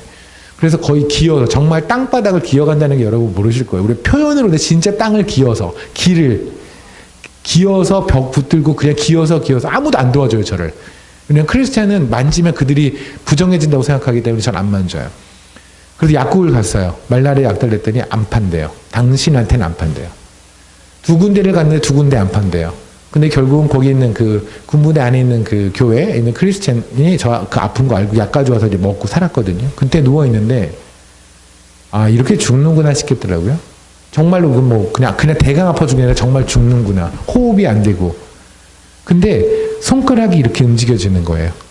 그때 그래서 야, 이 상태에서도 하나님의 이름을 높일 수 있구나. 여기서 내가 손가락을 높이면서 올리면서 하나님의 이름을 높일 수 있구나. 여러분이 어떤 상황인데 그 상황에서 하나님의 이름을 높이지 못하고 찬양하지 못할 상황에 처한 분도 있어요? 그런 상황 없잖아요. 부도가 나든 몸이 두 쪽에 나든 하나님 찬양할 수 있잖아요. 그게 하나님의 목적이고 하나님 우리를 찬양과 찬송을 받기 위해 지으셨다고 했거든요. 아멘. 그게 우리가 그리스도의 심장에 있는 자예요. 아멘. 그런데 어느 순간에 우리에게는 선악의 기준이 내가 됐고 우리는 기도할 때 매일매일 나만을 위한 기도를 해요. 저는 교회에서 기도를 해요. 저는 세상에 있던 사람이거든요. 저는 40년 동안, 그러니까 하나님을 만난 게 39살이었는데, 그 전까지 입시학원을 운영했었어요. 저는 세상 한복판에 있던 사람이에요. 그러니까 완전 세상에 갇혀 있었죠. 그런데 그리고 하나님을 만나고 나서 교회에 들어온 다음에 제가 너무 깜짝 놀란 게 뭔지 아십니까? 기도할 때 왜 그런지 모르겠어요. 뭐냐면 이거 봅시다. 여러분이 여기 월드컵 경기장이라고 치세요. 지금 축구를 해요. 뭐 손흥민 뭐 이런 친구들이 막 운동을 막 해요. 그러면 뭐라고 해요? 응원할 때? 대한민국 이러잖아요. 거기서 제 이름이 곽희문인데 곽희문 이런 애가 있으면 물어보겠죠. 저기 선수 중에 곽희문이 없을 것 같은데 근데 곽희문이 누구예요? 나예요. 그렇게 응원하는 사람 본 적 있나요? 경기장에서? 우리가 여기서 우리는 하나님 그리스도의 심장 하나예요. 그 심장이 똑같이 바뀌어서 우리의 이름 다 지워버리고 우리를 똑같이 그리스도인이라고 묶어버렸다고요. 근데 여기 와서 왜 우리는 맨날 각자 목소리만 내고 있냐고요. 하나님의 나라를 응원하진 않아요. 더 기가 막힌 사실 말해드릴까요? 여기는 이 자매가 저의 신부인데 근데 제가 어디를 갔어요. 출장을 갔어요. 여기는 이제 아내가 부르는 거, 당신 너무 보고 싶어. 울기까지 해요. 뭐 그럴 때 남편의 마음이 얼마나 신나겠습니까? 그죠? 내가 보고 싶어 울다니. 그래서 막 울어요. 여보 너무 보고 싶어. 그럼 내가 갈까? 오늘 밤에 갈까? 나 방기차 타고 갈 수 있는데. 그럴 필요는 없어. 그냥 돈만 보내. 이것이 반복되면 어떻게 될까요? 그럼 제 생각에는 아마 이 여자는 바람났거나 뭐 딴짓하거나 이거 생각하지 않을까요? 그죠? 우리가 지금 그러고 있지 않냐고요. 주님 보고 싶어요. 사랑해요. 내가 갈까? 그러지 마시고 그냥 돈만 일단 보내시고 재정 채워주시고 이게 무슨 신부예요? 이런 신부 세상에 없어요. 주님이 이 땅 끝까지 복음이 전해지면 주님 오신다고 했으면 정말 주님 보고 싶으면 전도하셔야죠. 복음 전해야죠. 복음 전하는 거 게으르면서 주님 오시는 거는 절대 안 올 거라는 확신을 가지고 당분간은 절대 안 오실 거라는 믿음을 확실하게 가지고 왜? 내가 전도 안 하니까 안 오실 거야. 나는 이 땅에서 누릴 거 누려야지. 다 거짓말이죠. 주님 보고 싶어요. 갈까? 그 왜 그러세요 자꾸. 뭐 자꾸 오신다고 그러시는지 모르겠네. 그냥 계시고 통장에 입금만 시키는 방향으로 우리 서로 교회 사랑합시다. 이런 사랑은 없어요. 그런 복음 없어요. 이렇게 우리는 우리에게 유리한 쪽으로 이제 십자가마저 복음마저 바꾸게 되었단 말입니다. 그런데 지금 솔로몬의 기도가 그거예요. 하나님, 우리는 하나님이 옳은 거가 옳은 것이 아니라 하나님에게 틀렸다가 틀렸다가 아니라 내 눈에 옳지 않은 것이 옳지 않은 게 됐고 옳지 않은 게 됐고 내 눈에 옳은 게 돼버렸어요. 선악이 바뀌었어요. 예전에는 하나님만 보고 좋아했는데 이젠 내가 나를 보니 하나님이 불평해요. 하나님이 때로는 옳은 것 같아요. 때로는 틀린 것 같아요. 그죠? 그러니까 우리도 계속 그래서 불평이 생기는 거예요. 내 삶에서 계속해서. 하나님은 틀렸다는 거죠. 이때 솔로몬이 말하는 거, 하나님 이제 저에게 선악을 분별하는 마음을 주셔서 이젠 하나님이 옳은 거에 옳다고 하시고 그리고 하나님이 틀렸다고 하는 거에 틀렸다고 하게 해 주십시오. 라고 하는 게 바로 솔로몬의 지혜예요. 솔로몬의 지혜는 여러분이 생각하는 그런 지혜가 아니에요. 그런데 솔로몬의 지혜, 이 지혜를 실질적으로 쓴 장면이 하나 나와요. 그게 바로 뭐냐면 솔로몬의 재판이죠. 다 아는 얘기죠. 뭐 처음 듣나요? 두 명의 창기가 애 하나 데리고 와서 누구 애기다 그랬더니 애기를 죽일게 라고 했더니 진짜 엄마는 아니에요. 그냥 주세요. 가짜 엄마는 그러든가 말든가 이거잖아요. 이게 그렇게 대단한 지혜인가요? 솔직하게? 이 정도 지혜는요, 동네에 있는 웬만큼 나이 든 현명한 할아버지도 할 수 있어요. 2장급 지혜예요, 이거는. 그렇지 않나요? 솔직히 우리가 아무리 마음밭이 고와서 웬만한 걸 다 우리는 왜 너무 마음이 고와서 목사님이 하시는 설교나 누가 하는 설교는 하나도 안 웃겨. 세상 같으면 안 웃는데 교회 오면 괜히 웃기죠. 그렇잖아요. 별로 유머가 정말 저 유머는 아닌 것 같아요. 저 세상에서 그런 유머가 매장당하게 뻔한데도 그런데도 교회 오면 괜히 웃겨지는 우린 그런 사람이거든요. 아무리 그렇다고 할지라도 이 솔로몬의 지혜는 그렇게 대단한 지혜는 솔직히 아니에요. 특히 거기는 열왕기상 3장에 있는 말씀처럼 이스라엘이 다 두려웠다고 할 정도의 그러한 지혜 정도는 아니라고요.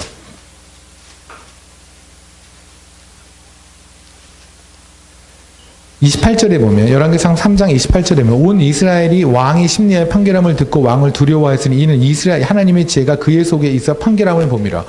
이게 뭐 하나님의 지혜가 보세요. 아니 그냥 솔직하게 봅시다. 하나님의 지혜가 임해 있다면 우리가 생각하는 수준이라면 실질적으로 일하는 어떤 이그샘플이 있다면 이 이그샘플은 어떤 거냐면 한 나라와 한 나라가 싸움을 하는데 솔로몬이 하나님의 지혜로 중재를 했다. 이 정도 사이즈가 돼야 되지 않아요? 그렇잖아요. 근데 지금 하나님의 지혜를 가지고 했다라는 게 고작 창기 2명이 아들 데리고 왔더니 얘 죽일까? 죽인다? 그랬더니 진짜는 물고 아닌 사람은 뭐 그러든가 말든가 했다? 이걸 가지고 또 이스라엘이 두려워했대요. 너무 동화 같지 않아요? 동화가 아니라고요. 이게 지혜예요. 뭔지 아십니까? 선악을 판단을 하는, 그러니까 우리가 세상에서 말하는 선악이 아니라 하나님의 선과 하나님의 악이 우리에게도 악이 되고 선이 되려면 하나의 기준밖에 없어요. 우리 안에 성령님이 임해야 돼요. 아멘. 성령님이 임하게 되면 믿어지는 게 바로 예수 그리스도예요. 그죠? 아들의 죽음을 중심으로 진짜와 가짜가 나눠지는 게 솔로몬의 재판이에요. 독생자의 죽음을 가지고 십자가에 달린 예수의 울음을 터뜨리는 자들이 진짜고 그가 죽어도 상관이 없거나 그를 죽이는 자는 가짜라고요. 솔로몬의 재판의 얘기는 예수 그리스도에 관한 이야기예요. 지혜가 뭔지 아십니까? 주님이 가라는 길을 가는 게 지혜예요. 아멘. 세상이 납득하는 삶이 아니라 주님이 납득하는 삶이에요. 세상이 보기에는 바보같이, 그게 고린도서 말하는 거잖아요. 십자가의 도가 멸망하는 자에게 미련하기 끝이 없는 거예요. 그러나 우리 같은 자들에게는 하나님이 보시기에는 너무나 흥하는 길로 가는 거예요. 아멘. 제가 처음에 이 마살란이라는 곳에서 사역을 시작할 때 하나님께서 이런 마음을 줬어요. 처음에 이제 제가 11년서부터 왔다 갔다를 했는데, 사실 거길 가는 거는 뭐 여러분이 예상하는 것처럼 저도 되게 싫었어요. 왜냐면, 일단은 소말리아 국경, 소말리아 그러면 딱 알죠. 테러리스트, 왜 알샤바 뭐 쳐보세요. 그럼 뭐 잔인해요. 뭐 140 몇 명을 한 번에 대학교를 들어가서 한 번에 140 몇 명을 죽여버리고 뭐 엄청나요. 저희가 있는 그 사역지 바로 옆에서도 크리스찬들 버스에 타고 있는 크리스찬 하이자키에서 2명 같이 바로 거기서 목 잘라 죽이고 저에게도 거의 매일같이 살해 위협이 와요. 그러니까 그런 동네를 지금 제가 색깔이 여기서는 그렇지만 거기서 매우 배국 같은 사람을 거기 보내서 혼자 막 다 티나게 하고 다니라는 것만 해도 저한테 매우 부담스러운 건데, 어쨌든 순종해서 한 2개월에 한 번씩 가서 한 일주일씩 있으면서 그 교회에 이제 크리스찬들이 있어요. 소말리아 사람들이 아니라 군인들, 그러니까 딴 데서 온 군인들이 예배를 드리고 그러는데 너무 지치잖아요, 사람들이.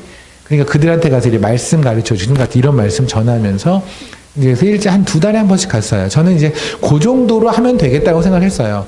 그런데 마음속에 계속 하나님이 주시는 마음은 뭐냐면 학교를 시작하려는 거예요. 저희가 엘토토라고 나이로비에도 학교가 있거든요. 그런 학교를 하려는 거예요. 이건 얘기가 달라지는 거예요. 왜냐면 학교를 시작하면 무슨 문제가 생기냐면 제가 거기 거주를 해야 돼, 상주를 해야 되잖아요. 상주하기는 너무 힘들어요. 일단 날씨도 그렇고 다 싫어요. 거기는 아름다운 게 1도 없는 곳이에요. 45도 도이면 그냥 사막이거든요.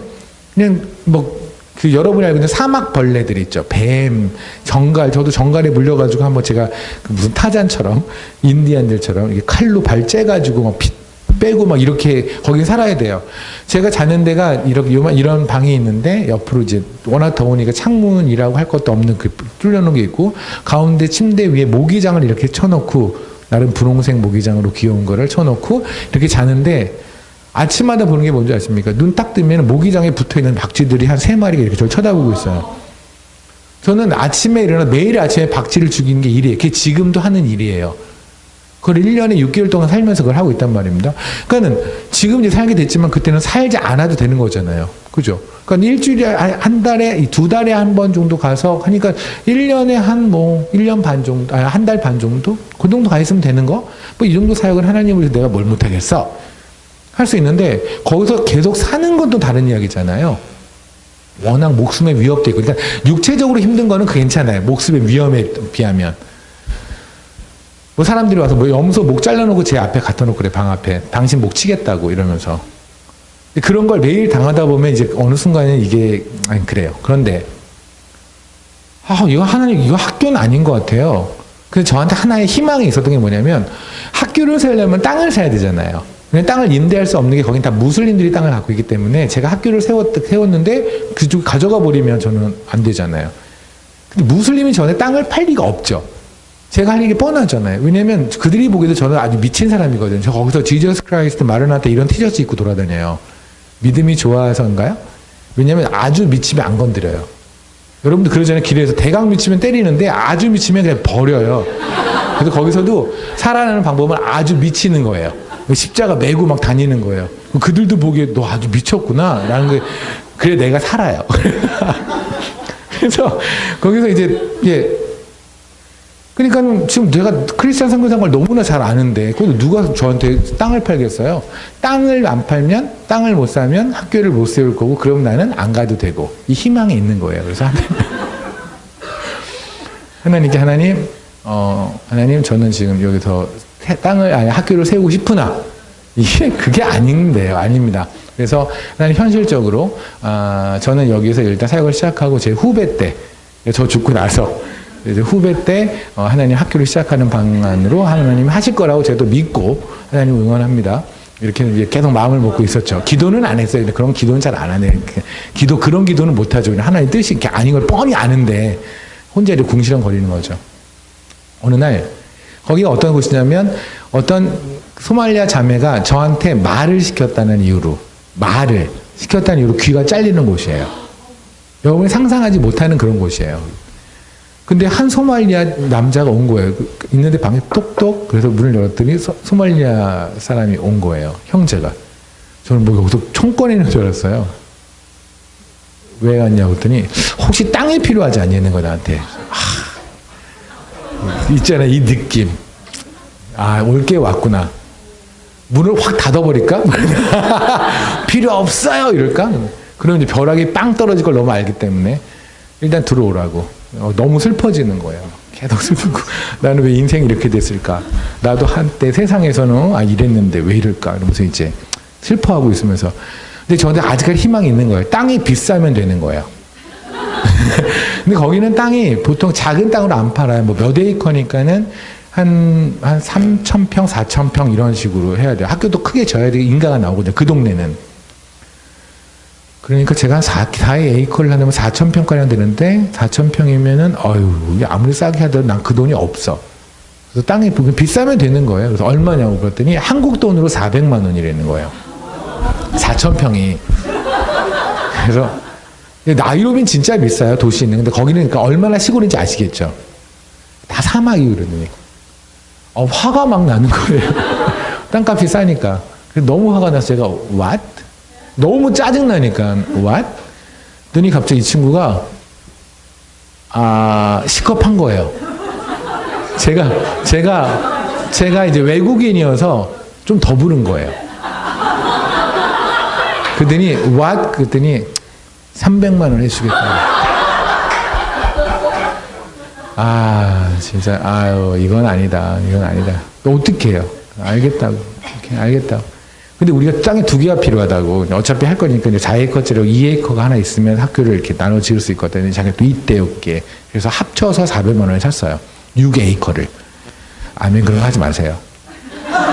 내 입장도 생각해 보세요. 진짜 할렐루야죠. 그죠? 하나님 입장에서는. 이제 그래서 왔는데 아직도 희망이 있어요. 왜냐면 제가 평소에 그쪽에 학교를 세우면 학교를 잘 지은다는 생각을 했어요. 왜냐면 무슬림 한복, 제가 여기 최동대님도 엘토테에 와보신 저희가 뭐 이렇게 건물 이런데 전혀 욕심이 없어요. 근데 거기만큼은 좀, 그러니까 무슬림들한테 우리 하나님을 보여주고 싶은? 그냥 그러니까 어떤 성경적인 근거 이런 거 아니라 그냥 그런 거 있죠. 우리 하나님 보여주고 싶은. 왜 내가 돈 없는데도 오늘만큼은 제대로 우리 아버지 위신 세워주려고 좀 한번 제대로 음식 한번 하고 싶은 그런 마음이라고 할까요? 그 마음에 제가 계산을 한 게 한 1억 정도가 필요했어요. 학교를 짓는데. 돈이 어디 있어요, 1억이. 나는 안 지어도 돼. 그럼 땅 사는 거야, 뭐. 땅만 있다고 제가 뭐 살 수 있는 건 아니니까. 그래서, 하나님이 또 이렇게 나한테 돌파구를 주셨구나. 라는 생각에 이제, 조심하고 있었죠. 어디서 오는 뭐 전화 한 통도 조심하고, 이게 다 이제 조심할 때가 있어요. 이게 훅 갈 때가 있거든요. 그러고 있는데, 얼마 안 지나서 메일이 한 통이 온 거예요. 광주에 있는 제가 참 사랑하는 그 교회가 있는데, 마음교회라고. 목사님께서, 그 목사님 원래 메일 같은 거 잘 안 하세요. 근데 왔어요. 그랬더니, 친구 목사님이 계시는데 의사 선생님이래요. 딸이 암에 걸렸는데, 근데 그냥 간단한 암이래요. 근데 옛날에 암보험을 들었던 걸 몰랐는데 암보험 돈이 나왔는데 그게 1억이 나왔다는 거예요. 그래서 이 돈을 어떻게 할까요? 라고 물어봤는데 마음교회 목사님께서 엘토토 사역에 저 사역으로 보내라고 했다는 거예요. 그래서 보내라고 이제 하셨대요. 막 진짜 이건 아니다. 메일을 보면서 얼마나 떨었는지. 그래서 제가 바로 답장을 보냈어요.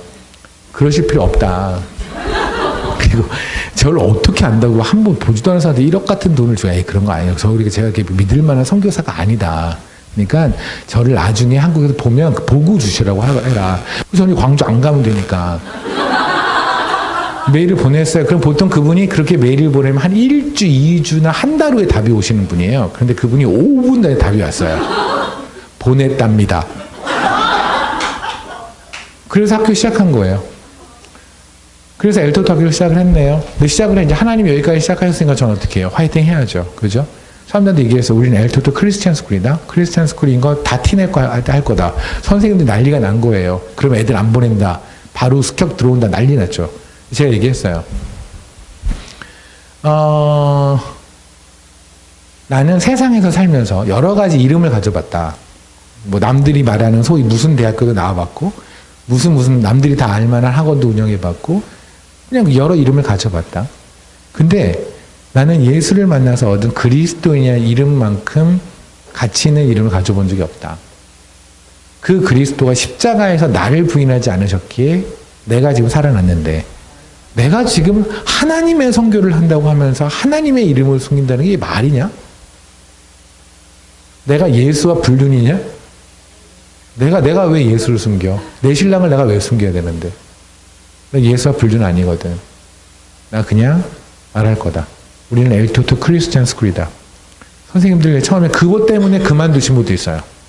왜냐면 거기는 진짜 실제로 목숨이 위협이 있기 때문에 그만두시고 이제 깡이 믿음으로까지 승화되신 분들 그런 분들만 남았죠. 시작을 한 거예요. 13명이 왔어요. 거의 매일마다 있는 일은 뭐였냐면 그들이 와서 학부모들 예전 동네 무슬림 리더들 와가지고 도끼 갖고 와서 제 책상에 막 찍는 거예요. 딱 찍고 얘기해요. 당신 이런 거 당장 그만두지 않으면 당신 학교 날아갈 거다. 근데 저희는 저희 학교의 규정이 뭐냐면 저희는 케냐에 있거든요. 그러니까는 법적으로는 아무런 하자가 없어요. 다만 목숨만 걸면 돼요.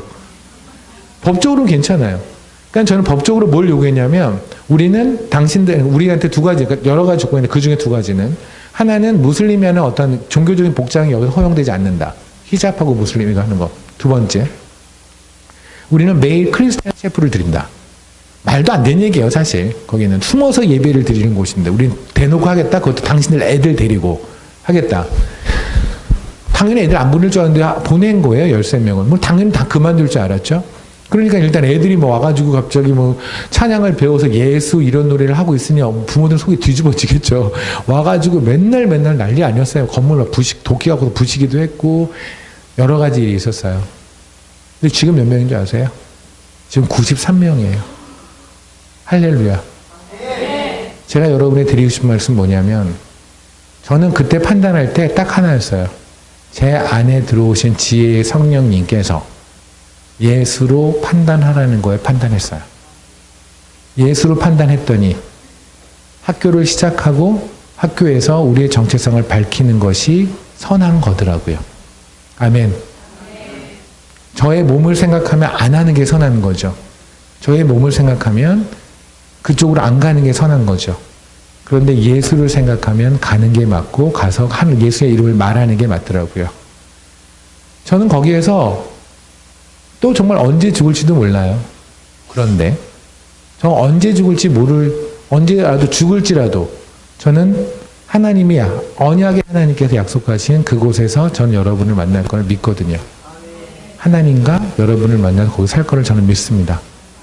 이게 바로 뱀처럼 지혜로워요. 뭐냐면 뱀은요 근육이 앞으로만 가게 돼 있거든요. 그래서 여러분이 뱀을 통 속에 넣잖아요. 그리고 머리 쪽을 막고 뒤를 열어놓으면 얘네는 못 나가요. 혹시 여러분 동물의 왕국에서 뒷걸음치는 뱀 본 적 있나요? 이렇게 뒤로 이런 거 없죠. 뱀은 이렇게 가요. 도망갈 때. 뱀처럼 지으려는 건 다른 게 아니에요. 하나님의 지혜 예수 그리스도. 그 예수 그리스도라는 이름만 가지고 이름에는 다른 거 양보하지 말고 다른 데 흐르지 말고 전진하라고요. 물러나지 말라고요. 그런데도 불구하고 분명히 물러나야 할 때가 물러나고 싶은 때가 있죠. 쫄아서. 그래서 물러났다면 도망갔다면 그러면 다시 비둘기처럼 십자가 앞에 서자고요. 아멘. 그런 우리가 되면 좋겠습니다. 이제 말씀을 마치겠습니다. 제가 주신 시간보다 더 오래 했네요. 죄송합니다. 제가 여러분에게 드린 말씀은 제가 살아내고 있기 때문에 제가 자신 있게 드리는 말씀은 아니고요. 저도 살아내고자 하는 말씀입니다. 저도 세상 다시 돌아가면 또 쫄 겁니다. 또 어떨 때에는 가기 싫어서 하나님에게 울면서 얘기한 적도 있어요. 하나님 저 안 가면 안 돼요.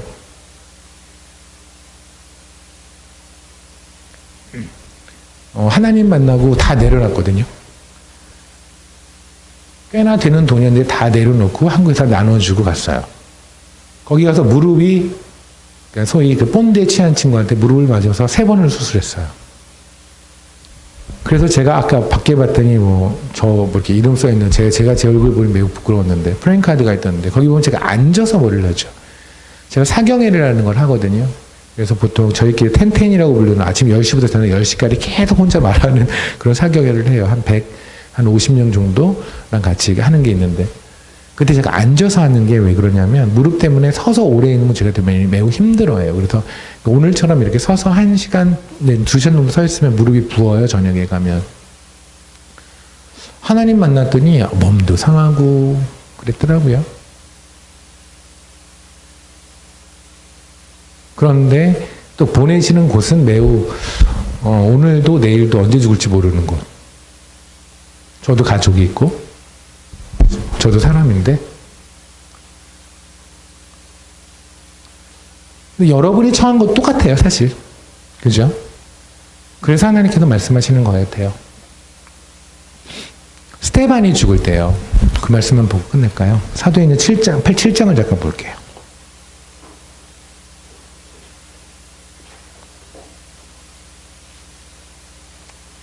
사도행전 7장에 보면 54절에 스데반이 이제 순교하는 바로 그 순간에 얘기가 나옵니다. 그때 이렇게 나옵니다.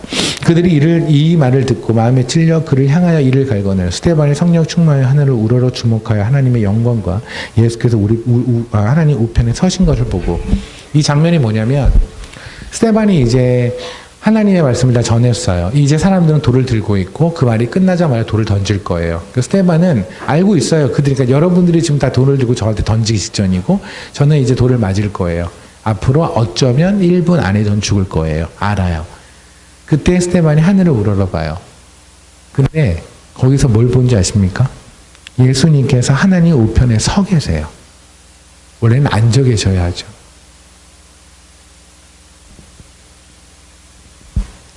보좌에 앉아 계셔야 하는 예수님께서 서 계신다고요.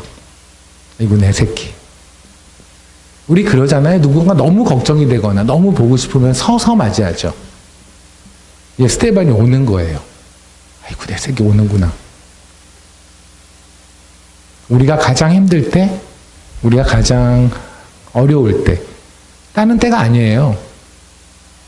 예수쟁이로 살아가는 게 너무 지쳤을 때, 그때 하늘을 보면 우리 눈에도 보좌 우편에 서 계신 예수님이 보일 거라고 믿습니다. 스데반의 하나님이 우리의 하나님인 걸 믿습니다. 스데반의 주님이 우리의 주님입니다.